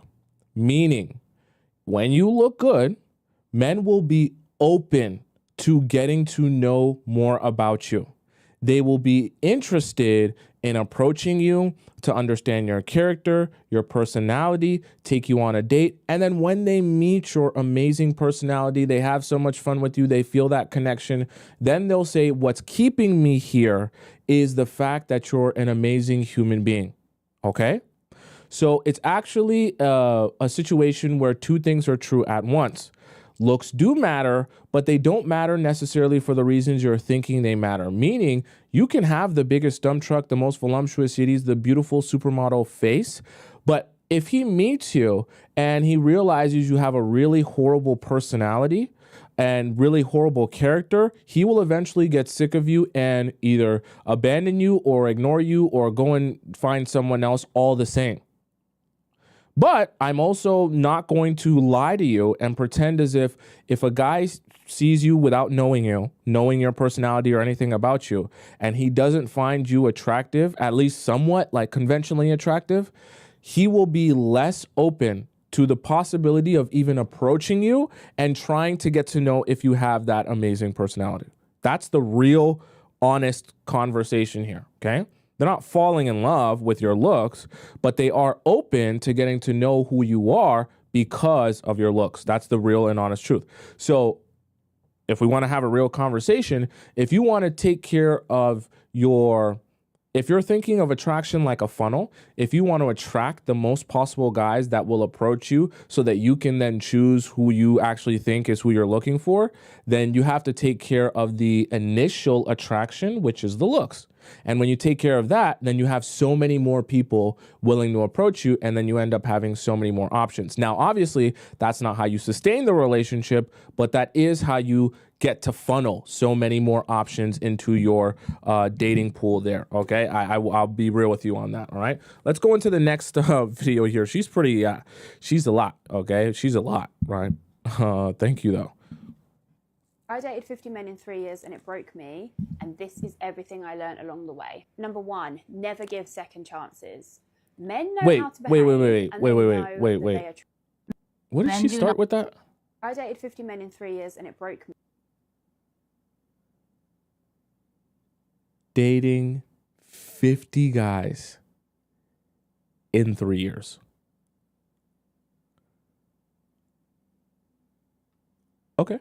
Me. And this is everything I learned along the way. Number one, never give second chances. Men know how to behave and they know that they are treating you poorly. No man has ever shown me that it was worth giving him a second chance. If someone is your person, they will do things right the first time. Number two, leave in silence. I used to get really pissed off at how poorly I was being treated by guys, and I would write paragraph after paragraph telling these men about themselves. But never once did they fucking care. It never made them take a long, hard look at their actions and their behaviours. Because, as I said before, men know what they're doing. That's exactly why we had a whole show about why you should never over-explain. You should never over-explain, okay? Someone said she never said she effed 50 men. I didn't say that either. She said she dated 50 men. I say, okay, interesting. You'll just come across as overly emotional. He'll get a massive ego boost because he knows you care deeply and that he's really upset you. And he might even ghost you and not even reply. Even worse, he might laugh at the messages with his friends. Dating got so much better when I learned to reward bad behavior with my silence and my absence. And By the way, she also had, someone said she had a roster. Yeah, she did have a roster. How did that work out for her? I started walking away with my dignity intact and my head held high. You'll never regret saying nothing about how somebody treated you, but I definitely think you can regret saying too much. Number 3, do not believe his words or his actions. Few men in the dating pool are actually honest and upfront. And since talk is cheap, we're taught to ignore his words and pay attention to his actions. Do you know what, ladies? Men have cottoned on to this now. In 2024, these men are doing the most with their actions in order to get what they want from you. So this is what you do instead. Observe his actions, listen to his words, and believe whichever one is worse. Oh, and never believe anything that a man says before the first 3 to 4 months of dating, since it takes at least that long for a person to reveal their true character. Doing this will also protect you from love bombing. Number 4, match their energy. It's horrible when you feel a person's energy shift and they start speaking to you less, the dates become few and far between, and you can just tell something is off. When this happens, it's really tempting to reach out, work harder, ask them what's wrong, show them why you're worth speaking to, and why they should be making time for you. You need to stop and remember, we all make time for what we want to make time for. Nobody is too busy, and people are rarely going through something that means they can't date or spend time with someone that they like. If a person's energy has changed, either there's somebody else that's got their interest or they're just not that into you. Dating a relationship, Especially for men, right? It can be really confusing trying to figure out what he wants or what's going on with him. But the truth of the matter is, even if there was some extraneous, I should say, circumstance that was making him unable to go out on dates with you or talk to you on a regular basis, like a regular adult would just tell you that, communicate that to you if it was really that serious. Most of the time, it's usually just meant to be an excuse for the fact that either he's losing interest or for whatever reason, he just doesn't care that much anymore, okay? None of which have anything to do with you or are a reflection of your value. So you don't even be upset by it. relationships and friendships should all be 100% reciprocal. So if a man is pulling away, please just assume he's not asked about you and do not lace up your trainers and run after him. Number 5, lying is a deal breaker. This means lying in any form, so even white lies and lying by omission. If you don't have trust in a relationship, you've got absolutely nothing. And you will certainly never have peace if you cannot trust your partner. Also, you need to trust patterns. Behaviour is usually always a pattern. If someone has lied to you repeatedly, they're compulsive. That's who they are, and they are never going to change. Looking back, I cannot believe... Side note, I always wonder, how do people not take people with British accents to be like professionals in their field? It's hard for me to hear someone who has a British accent talk about anything and not assume they don't know exactly what they're talking about. It's just such a professional accent. It's hard to be like, oh, you don't know what you're talking about and hear the British accent. It just sounds very studious. You know what I mean? Believe there was a man that I tried so hard with and I was so desperate to make things work with when I'd caught him lying multiple times. Dating a liar will be the most miserable relationship of your life. Now, I like to tell people that lying is a deal breaker for me early on, and then if they don't take heed of that, I'm ready to walk away. One lie and I'm out of here. Number 6, stop dating people that you are not attracted to. We're often told as women that it's wrong to feel a strong spark when you meet someone and that that's your nervous system overreacting because it's someone that's bad for you. And we're also told we should give the nice guy more of a chance, date down, settle. By my experience, if you do not feel a spark or attraction within the first 3 dates, it's probably never going to come. You deserve to... So this is actually, I'm going to pause what she said here. This is actually why I advise you guys against, now you can do whatever you want, but if you're asking for my advice, that's why I advise against rosters. Because when you're on date kind of 3 to 4 and he's kind of what you want, but not really what you actually want, and he's just kind of there. He'll date you, so you'll date him. When you have a roster, it's easier to keep more men on the roster that you're like, they're not really what I want, but whatever. Just keep them on there for whatever. when you're dating, let's just imagine it as like one man at a time, you become very much more aware of whether this is moving in the direction that you want or not.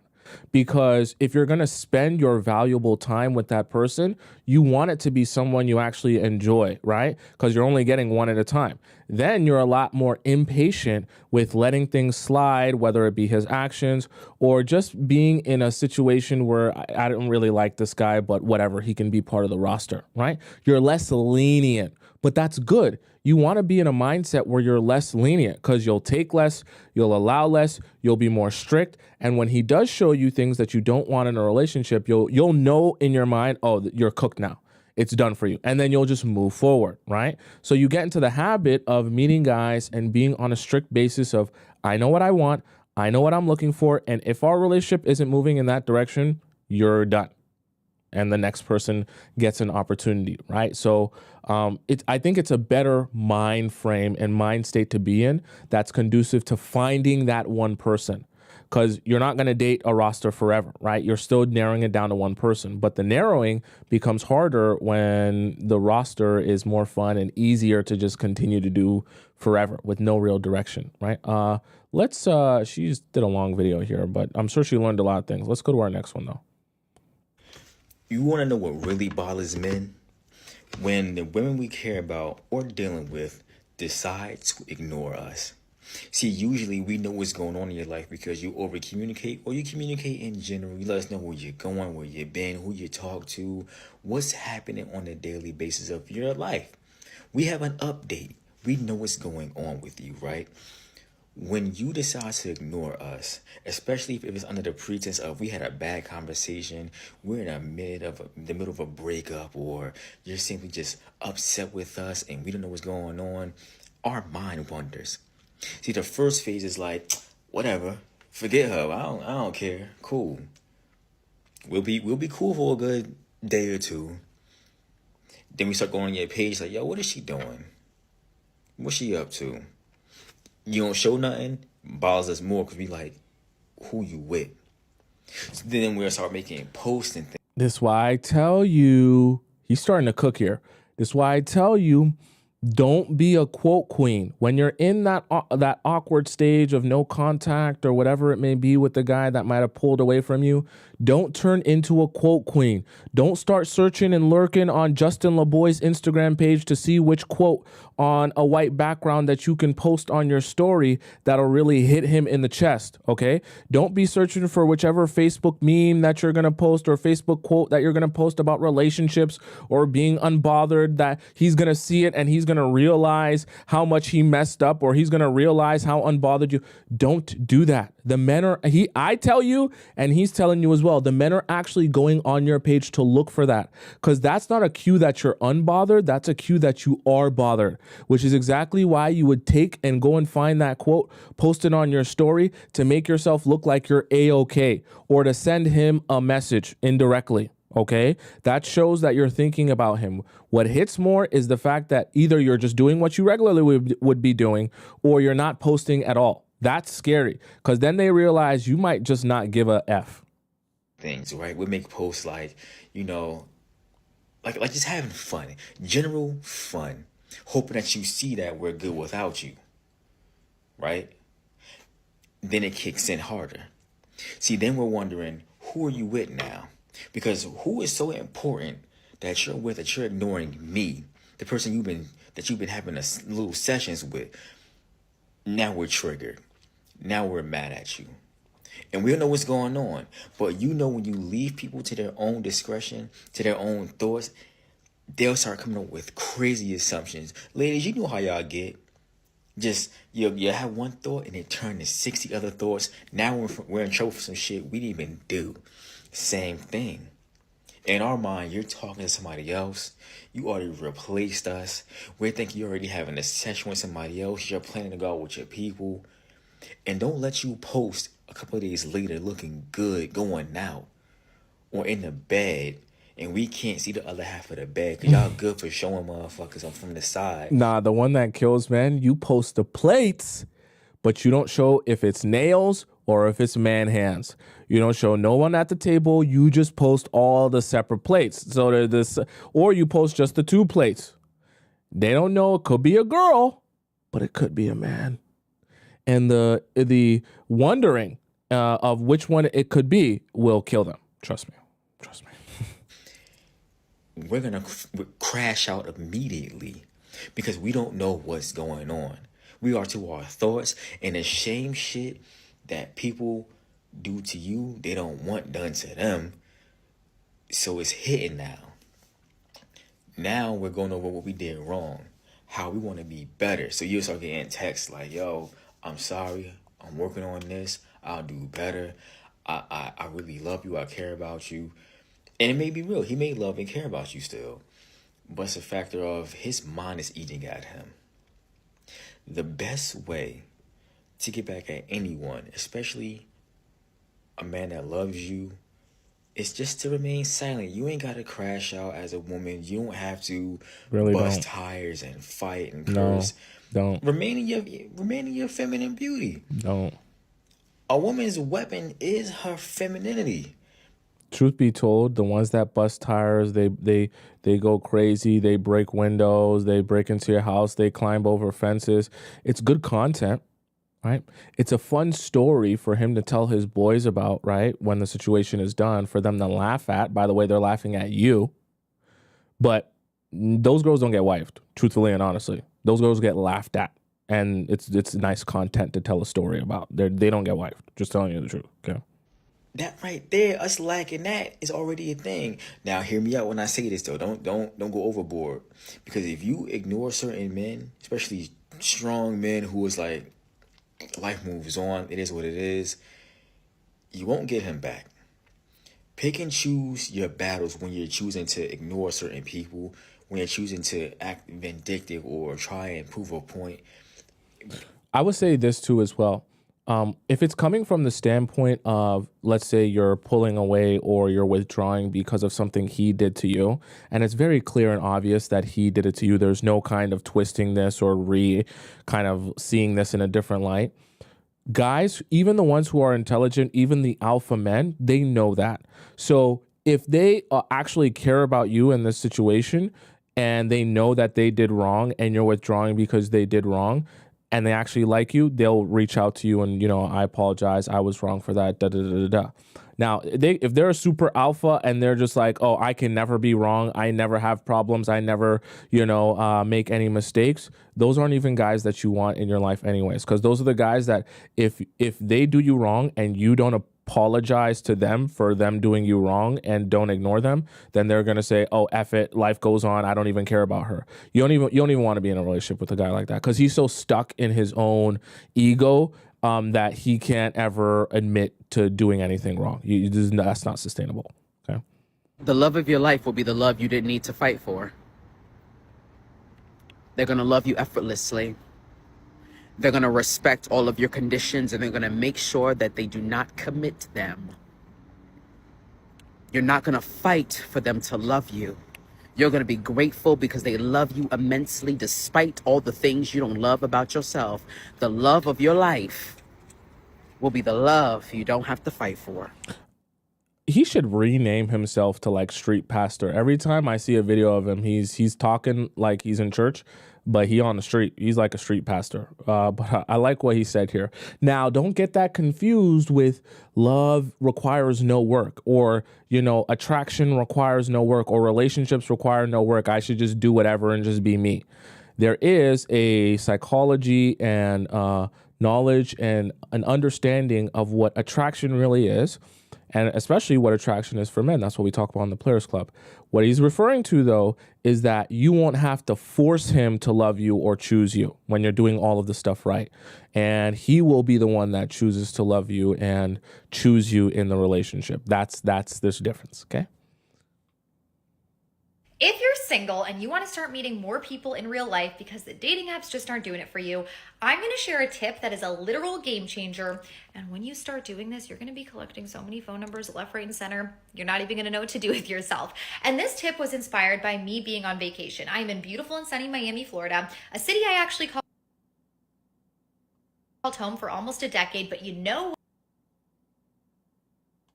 What's different about being on vacation?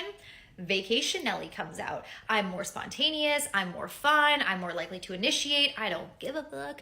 I will do the things that I wouldn't usually do. I'll go to the restaurant on the other side of town, I'll check out the new art exhibit, I'll go out by myself if I have to, I'll put on a cool outfit and stay out late. And that's the whole point. A lot of us, when we are in our hometown, we fall into our day-to-day routine, we are closed off, we've got the stress of life, and we don't usually break out of that character, but this is where things change. I want you to start adopting a tourist mindset, a vacation attitude in your own city, because first of all, you never know where that might lead you. You're probably going to meet a lot more people. Talk to the stranger at the coffee shop. Ask that person where they're from. Start to put yourself out there more. And also, that energy is a lot more magnetic and open, and so you're going to find more people gravitate toward you. Try it out and follow for more dating advice. So I'll even add some tangible stuff to there, because I know for some of you, this might not connect either because you don't live in a big city or in a city like Miami, or you just are like, I'm too scared to just start doing stuff by myself. Number one, if you don't live in a big city, find the nearest, semi-big or big city to you and explore there, okay? Because obviously for some of you who live on the outskirts or in the suburbs, it's going to be kind of tough. Number two, when you're doing this, you don't have to necessarily go out alone. I talk to you guys a lot about this concept of finding your tribe. Find people who are like-minded towards you. They think similar to you. I'm talking about girlfriends, platonic friends, right? That think similar to you. You guys share interests. You can laugh, have fun together, can hang out, and it's a good time. Find your tribe. Doesn't have to be 10 girls. Can just be 2 or even 3, even 1. And you use that person to be your explore buddy of let's go here, let's go there, and let's do some fun little things, okay? I know that process is a little bit hard to find your tribe if you don't know who that person is for you, but that's such an important part of your life and your support system, because your support system is going to play a role in your relationships as well, to having a fulfilling life and even having a fulfilling dating life, because you need that support system that will carry you through the ups and downs of dating new people or a different person. Okay, right? Does that make sense? Whether you're in Miami or not, we had someone talk about South Beach yesterday, and her location is Miami South Beach. You should be able to accomplish that. By the way, the creator's name is Ask Nelly. Ask.Nelly. She's a dating coach. Okay, probably knows more than me. I don't care how fine a man is. As soon as I find out that he's dumb, he's getting dumped. Hey, Father God. The other day I met this guy, and we exchanged phone numbers. So we on the phone, I gave him How many accents did she just do in 10 seconds? my Instagram or whatever. He gonna talk about some, I see you got that little flag up in your bio. Where that's from? So I'm like, I'm Nigerian. My people Nigerian, I was born out here, but they're from Nigeria. So this motherfucker gonna talk about some, oh, so that mean you speak that African and shit. Hey, Father God, which language is African? So man, I'm like, is you playing? How is you cool? Hey, Father God, you can't be that dumb. I ain't never blocked a motherfucker so quick in my life because I cannot exchange bodily fluids with you. And I'm knowing you are dumb like that. Hey, Father God, we cannot procreate, knowing y'all stupid like that. Is he stupid or is he dumb? It's one thing if he would have been so what language your people speak? The bitch didn't even ask nothing like that. You speak African or something like that? Bitch, it's African language. Idiots. That's all. I cannot fuck with no dummy, bitch. The fuck you thought this was?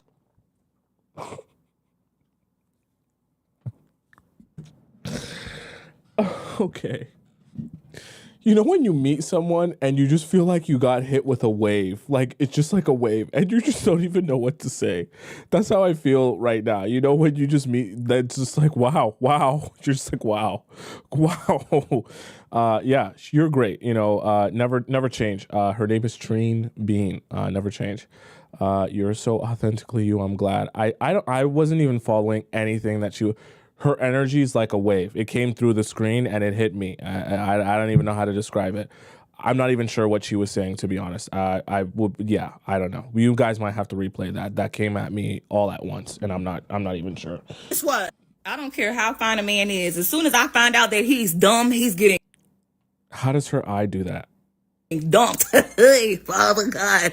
The other day I met this guy and we exchanged phone numbers. So we on the phone, you know, I gave him my Instagram or whatever. He gonna talk about some, I see you got that. How does her... Okay, anyways, let's go on to the next one. Great video. I came on here wanting to talk about one thing, but I really have to address something because, ladies, I fear we've actually lost the plot. We've lost our minds. Why is it that y'all lose your mind in the comments when you see an attractive man? Y'all are begging, asking for the what's this, what's that? Oh my gosh, please, I need him. Have we lost our everlasting minds? I'm sorry, guys. I'm just like so flabbergasted. What's going on? Every single time I see a dapping up the tens video come up on my For You page, I get extremely burdened. I'm really, really concerned. Guys, as an Igbo woman, it really grieves me that we are in a society where women are approaching men like this. You guys are thirsting after them in the comments. I really need him. Please, please, please. This. Oh my God, he's so fine. He's this. Have some decorum. I beg. Let's see what she's actually talking about. So let's actually, because we're going to do some searching. We're searching dapping up tens. All right, let's search TikTok, see what video she's referring to. Are people actually doing this? Girls are actually doing... Oh. Oh, boy. Oh, boy. Oh, boy. Oh, boy. It's got to be a one-time thing. Maybe it's not. Maybe it's not everyone doing this. Oh, no, this is a trend. Oh, she's actually going up. She doesn't know them, and she's tapping them on the. Oh, okay. Okay. And maybe it's just those two people. Maybe it's not an everyone type of thing. Okay, this is dapping up 10 girls. Okay, yeah, that makes more sense. All right, this is. Okay, it's another guy. Oh no. Oh no. No. This is very bad.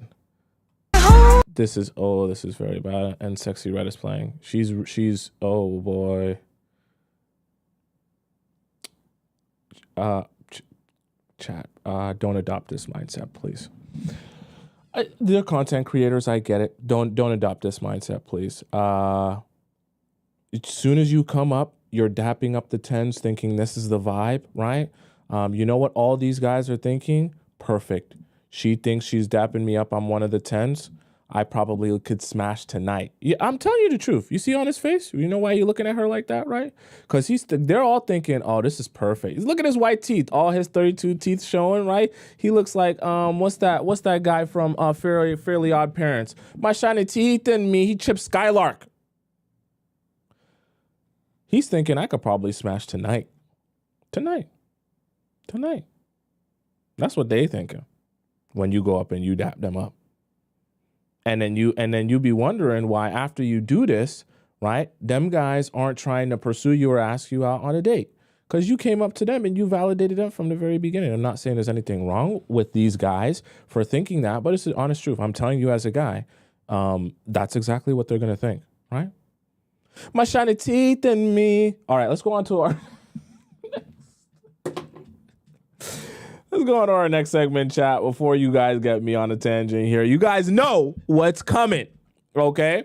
If you don't know, you should know by now. It's a very special segment. It's an amazing segment. It's a time where you gonna laugh, you gonna cry.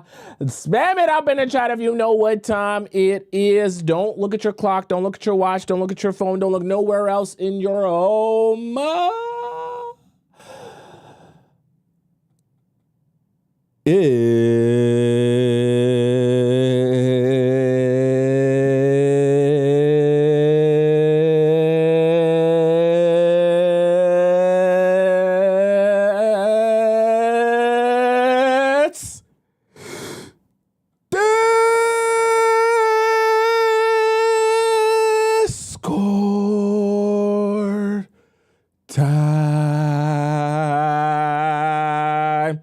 right, chat.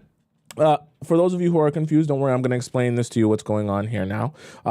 Discord time is where all of the amazing members of our Players Club community that watch the show on YouTube and on TikTok, they get an opportunity to ask me a question about their situationship or their relationship, and I answer it for them live, all of you, for live on the show. That way everyone can get some advice and everyone can benefit from the answer to the question, especially if you've been through it. So let me kind of break this down, the different ways you can submit a question to me.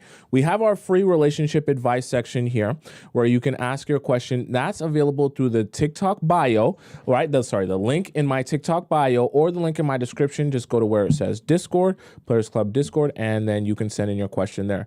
Now, there are obviously some questions highlighted that I haven't got to. It's a first come, first serve basis in the free section.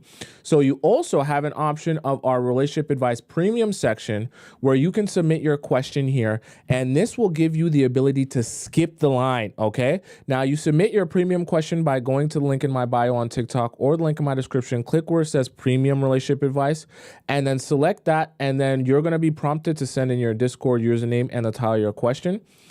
Put that in there with your donation to the show.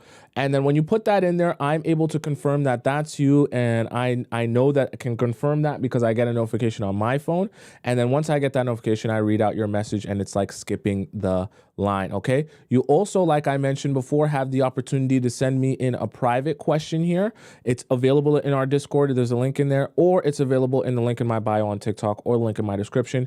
Click where it says private relationship advice. This one is not on the show. It's just between me and you. When you send in your question, I'm able to read your message because it goes in with your donation, and then I send you back a voice message and I send it through your email and no one else sees it, okay? So you have many different options there. Let's start off with, let me just make sure, that was from yesterday. Let's start off with That Girls, no, we did That Girls yesterday, right? Yeah, we did That Girls yesterday, okay? So we're going to hop right into our free section here and start off with Lex, okay? Lex says, he is rich and I am not. I've been feeling a lot of shame because of my economic circumstances and dating. I'm 22, live on my own, and I work every day, pay rent, and for college. So you grinding. What do you mean? You 22, you paying for rent and college. What's the problem? I told him I was living with an old aunt and helping her out, because she's old and had surgery. Okay, you 22 is fine. You're in school. It's fine. It's kind of not a lie, but the woman isn't my aunt and just a roommate. That's okay. You're 22. You're in school.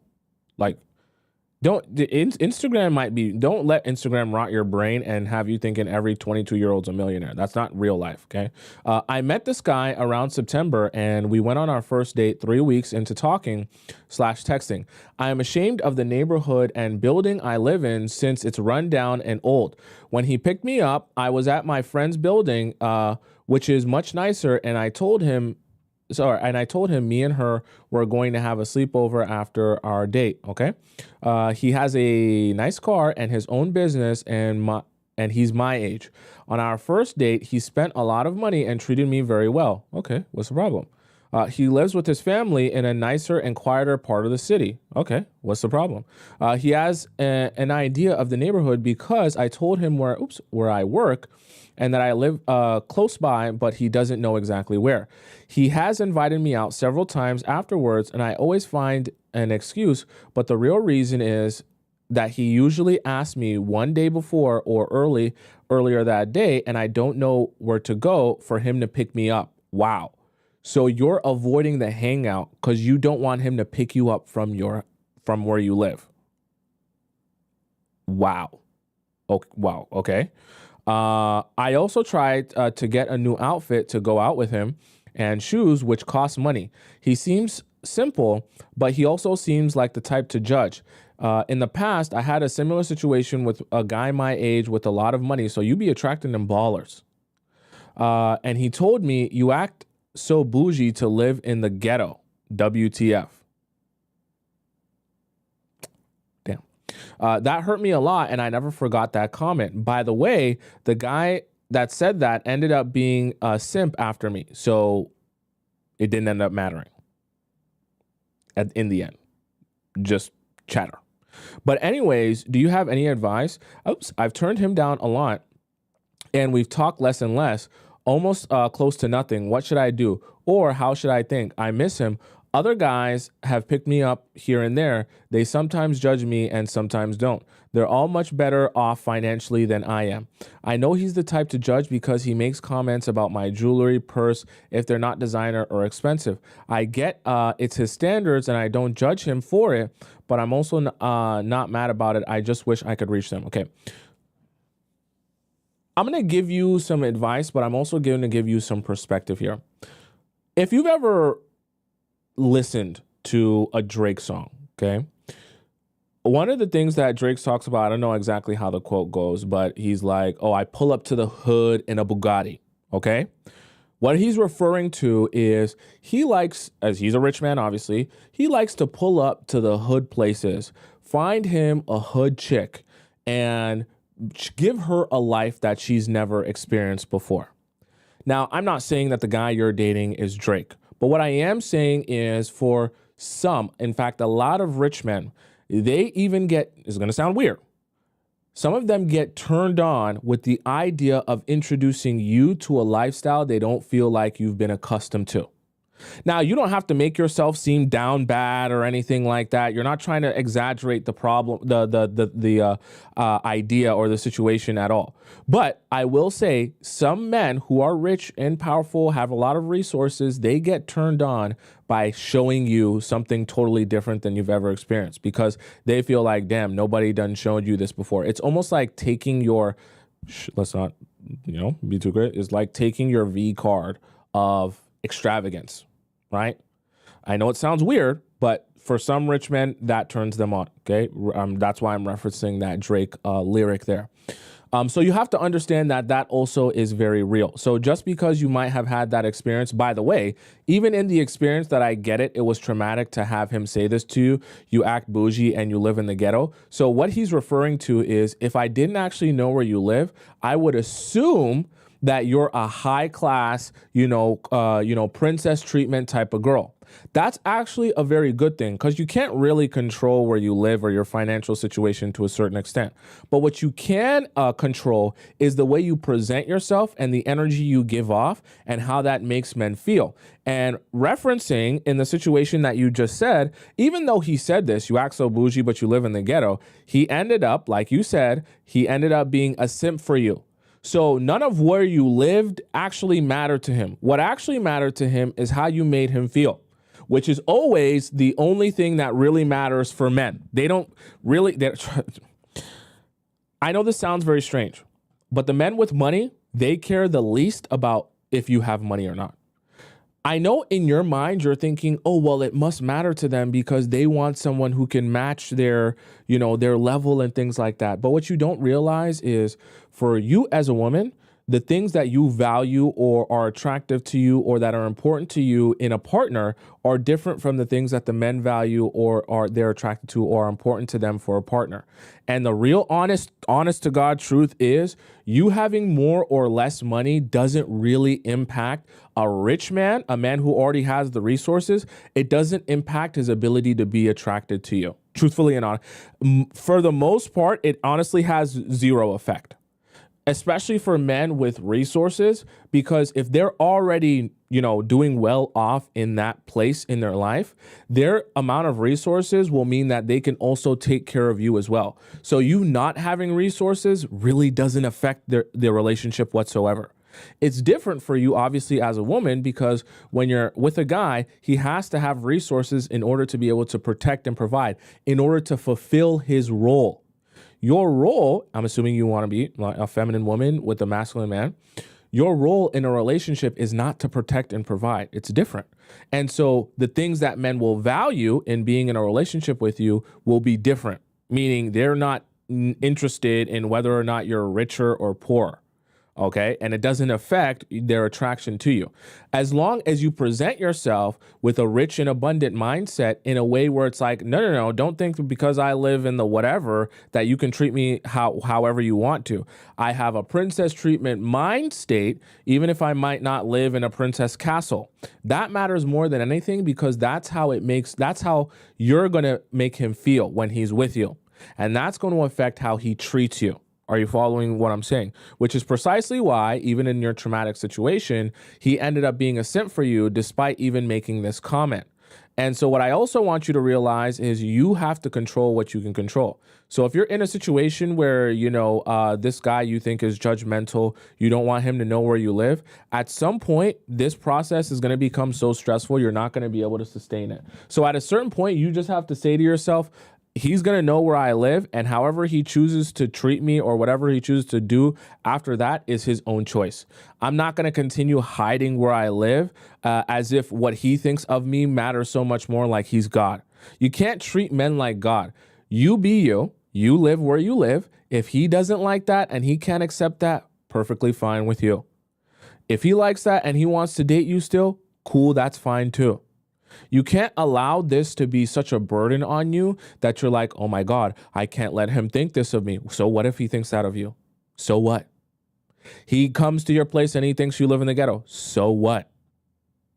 If he don't want to be with you because you live in a rundown part of town while you're going to school, paying your own rent and paying for college as well, if he don't want to be with you because of that, so what? You got to adopt that mindset.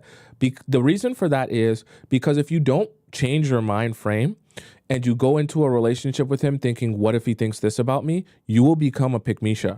You will start, that mindset will bleed into other aspects where you'll say, oh, I need to fix this about myself. I need to change this about myself. I need to change that about myself so that he likes me. I don't want him to see this. I don't want him to find out this. I want to be the perfect person that he'll always like me all the time.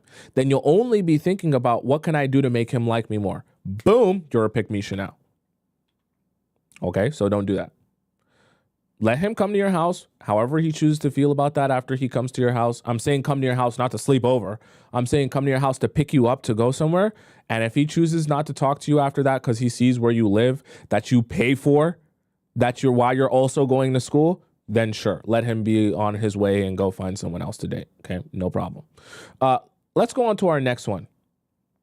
Didi. Oh, Didi says, rekindle or relinquish. Didi says, thanks, Tomisin, for your previous advice. I was able to return the golf clubs and move on from that situation for good. Didi is the one that I used in the example of why you shouldn't over-explain to men, okay? So thank you, Didi, for your message there. It helped a lot of people. Also, thanks to everyone who roasted me in the chat. I needed it. Sometimes it's good, chat. That's why we have the Discord. The roast is good. I know it kind of can hurt sometimes and it'll be painful, but it'll help you bring you out of the delusion and realize, no, I deserve better than that.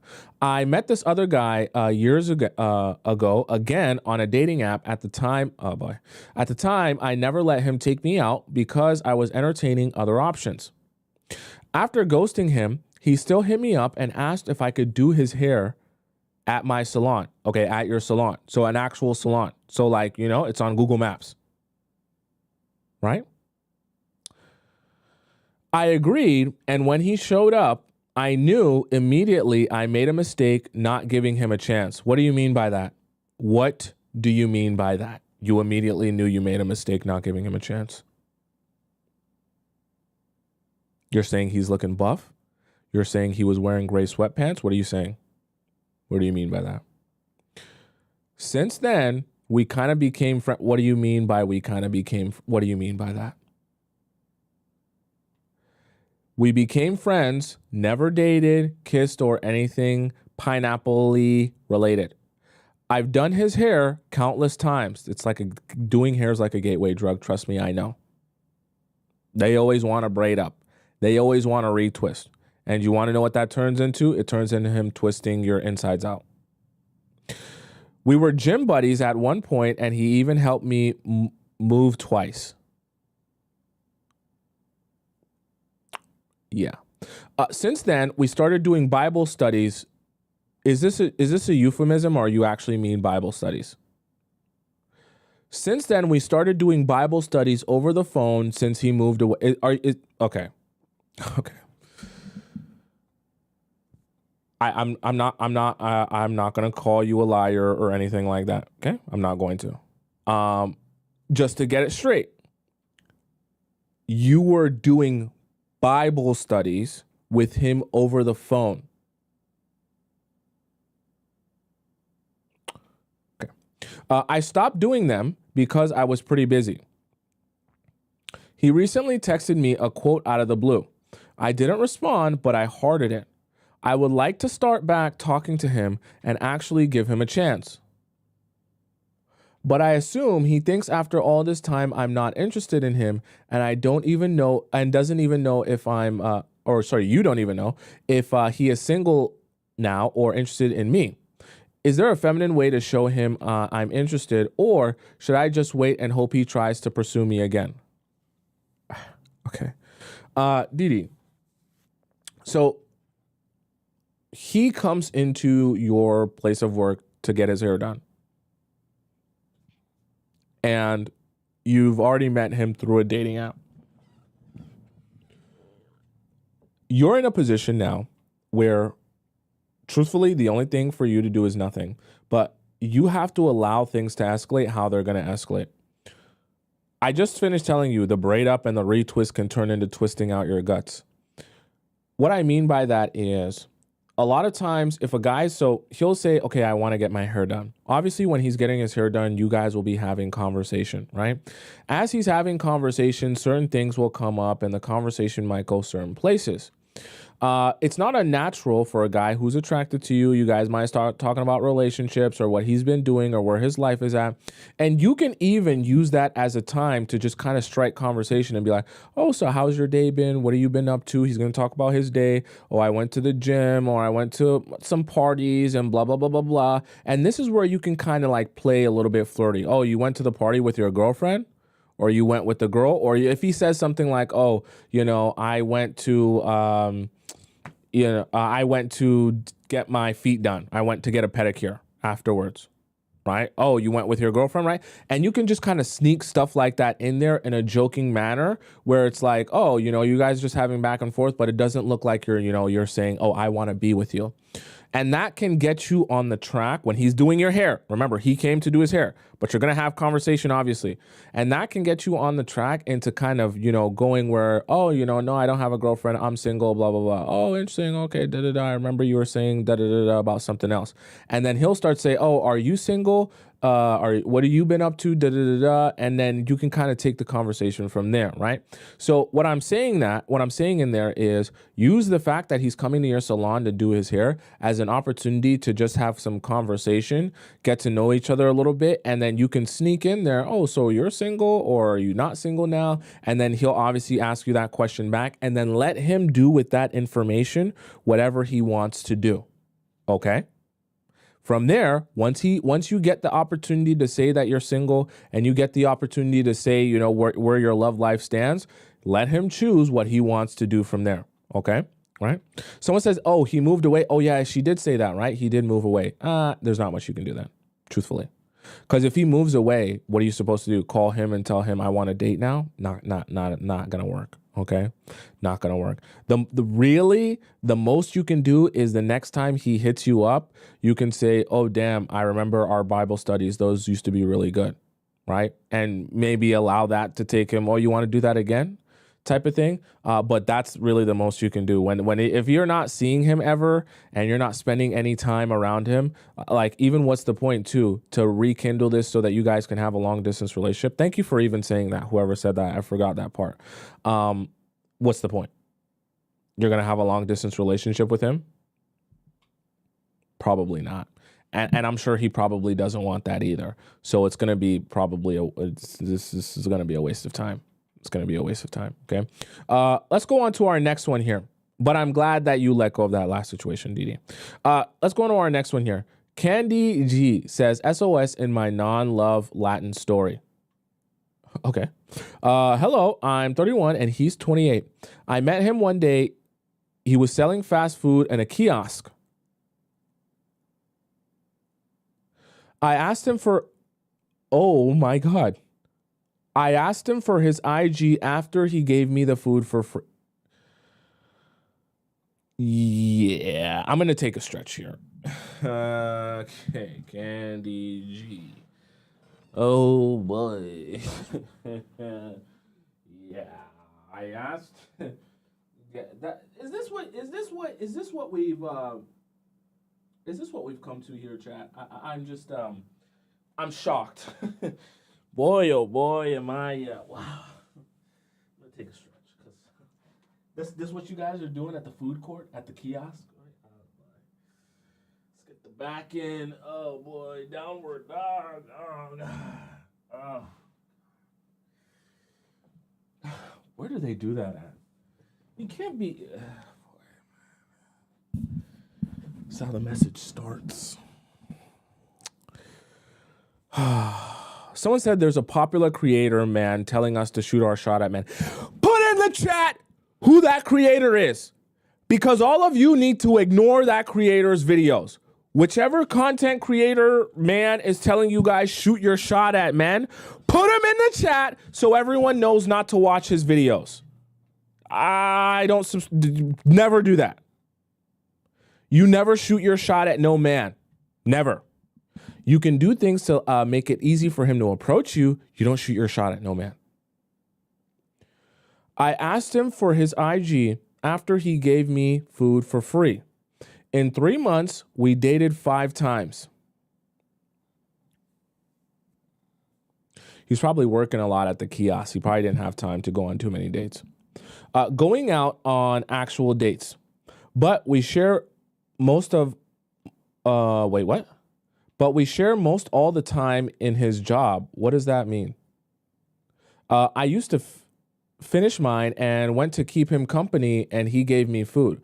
So you guys were working like what, in the same building, and you would like go meet him after you finished your job? Okay.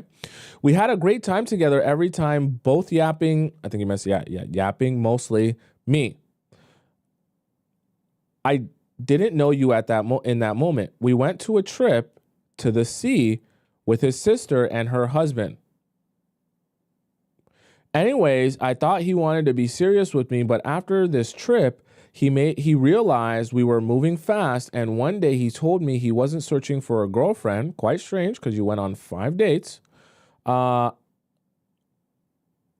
he's irregular here. What does that mean? He expressed he didn't want to hurt me, and if we... What?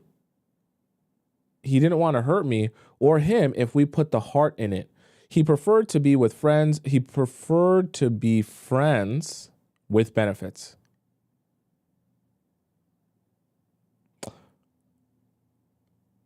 I'm assuming this means he's not a citizen of the country when he's saying he's an irregular here.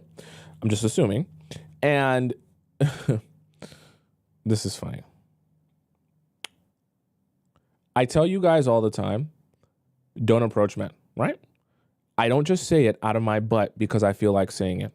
I say that because when you approach men, you literally create a situation where from the very beginning, they have a built-in excuse to say, you approached me, this is not what I wanted, this is what you wanted, and I just went along with it, but now I'm realizing that I actually don't want this.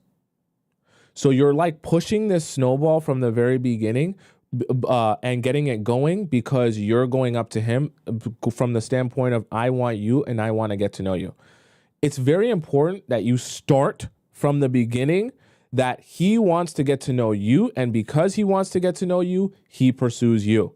Then it's very much more difficult, I should say, for him to then flip the script and randomly say, yeah, I was pursuing you, but now I realize I don't want a relationship. So then why'd you come up to me in the first place? I'm not saying that guys don't do that, but I'm saying it's a lot less likely if he's the one approaching you first instead of you approaching him first. Okay? Because now he's saying he wants to be friends with benefits. Boy, oh boy. That's what happens when you dap up tens, right? I asked to be his friend, but he said he can't because he's really attracted to me.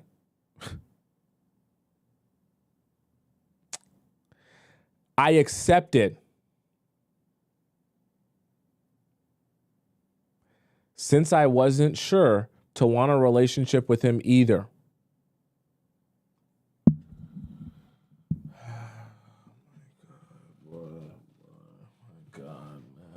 this. I can't believe it. I can't believe it. I can't believe it. I can't believe it. I can't believe it. You, Tomisin, you're here every day. You do your best to help them and guide them in the ways of the men and how they think and what they want and what not to do. Tomisin, you talk every day diligently. You're on the iPad, you're on the whiteboard, and you're telling them every day all the different 9,999 things they shouldn't do, that they should avoid, because there's so many things to avoid, and they still manage to do the exact wrong thing somehow.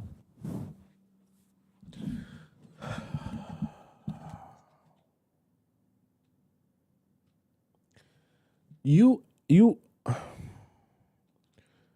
Candy, you started off this message by saying I asked him for his Instagram. Okay?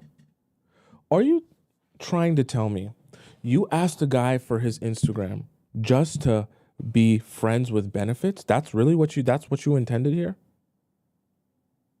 You went on dates with him to be friends with benefits? That's really what you wanted? The reason I asked that question is this is a very common thing that happens. When you like a guy and he tells you he's not really very intentional in this relationship and he doesn't desire to progress this forward, you start to do this thing where, you see, we talked about narratives earlier and why they're so important. You then change the narrative for yourself and say, well, I'm okay with this because I wanted the same thing too. And you're saying I accepted this, right? Because I didn't want a relationship either. When did that happen? Because from the beginning, you guys going out on dates, none of that communicated to me that you weren't looking for a relationship. Conveniently, it only dawned on you that you weren't looking for one when he told you he would rather be friends with benefits. So you're now thinking, well, let me adjust myself so that I can still have access to him in the way that he wants me to have access, or us to, to be together. And let me even change what I think I want to be more in line with this so that this can work, right? You're like changing the narrative for yourself so that the narrative can fit what you think that he wants. This is horrible. Okay? Because my visa is just 1 year and I'm not going to fight for our love. Being on an irregular status in this country, I wanted company and to have fun, so I agreed with him. Fun is fun until it's no longer fun. Let's see what happens. I slept with him like 4 times without having pineapples. Oh, so you slept in the bed with him without having pineapples. This is a dangerous slope. This is called Temptation Alley. Let's see what happens.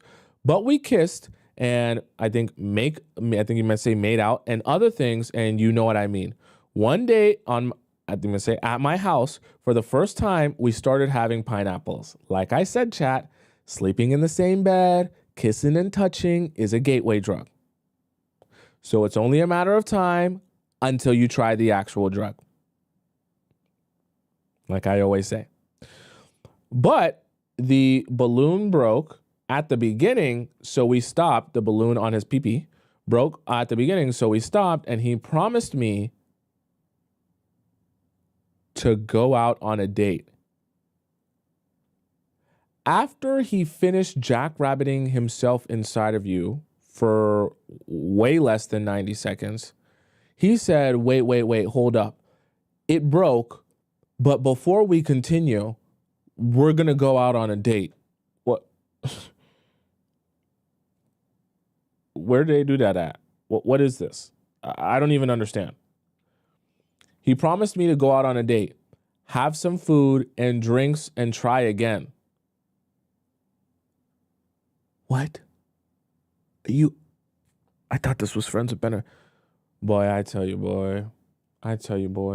Fun is not fun when you're wasting time and you're confused, because I'm confused and I'm reading the message. But he forgot of our date. Why are you guys going out on a date? I thought you were friends with benefits. So I stopped talking to him. Why? I thought you were okay with being friends with benefits. Why do you care about a date? He wrote me to forgive him and called, but I ignored him. Why are you mad? I thought you were okay with friends with benefits. What happened to that? Then I went to the doctor for a rash on my V. That's what happens when you're friends with benefits. He can sleep with whoever he wants. It wasn't an STD, but it was from the friction. What the hell is going on? Did he take the condom and rub it on the couch and there's a whole bunch of static on it and it's dry? Why is there a whole bunch of friction? What's going on here? Also, because the condoms come with some lubrication, unless I'm confused. And even still, you should be a little bit lubricate. This is not making no sense. What is going on? What is going on? I still have it. What? The rash, I hope, not the condom. The rash, I hope. Even the rash is, why do you... Okay. I need to... Let me take a drink of water. Because my mind is in a million different places. Let me take a drink of water.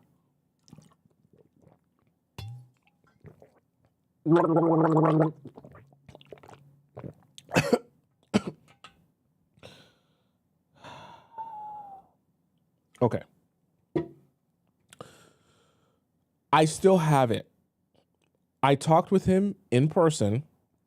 He promised me to pay for the 150 euros for the doctor, but he needed time to gather it. So he's broke too. Okay. It's been a month. We haven't talked. I was the last one in the chat who answered him with a hello a month ago. I don't want him back, but I really need the money.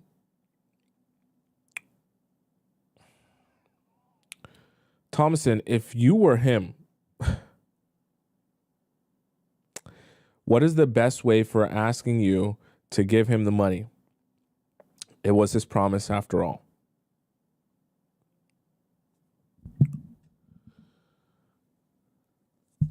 I'm going to be real with you, Candy G. If I was in his shoes, I would never speak to you again. He doesn't owe you anything.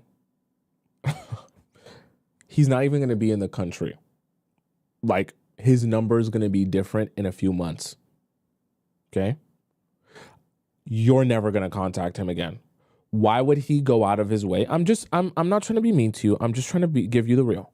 Why would he go out of his way to return to you 150 euros when he's not going to be in the country for the next, I don't even know how many years for it to even matter? He's not going to have the same phone number, and all he has to do is block you or remove you off Instagram, and what are you going to do? Okay? Someone said call the feds and get him deported ASAP. He's going to leave the country anyways, and you don't even know what country he's going to. So I'm going to tell you the honest truth. You got played here. Okay? You got played. You ain't getting that money back.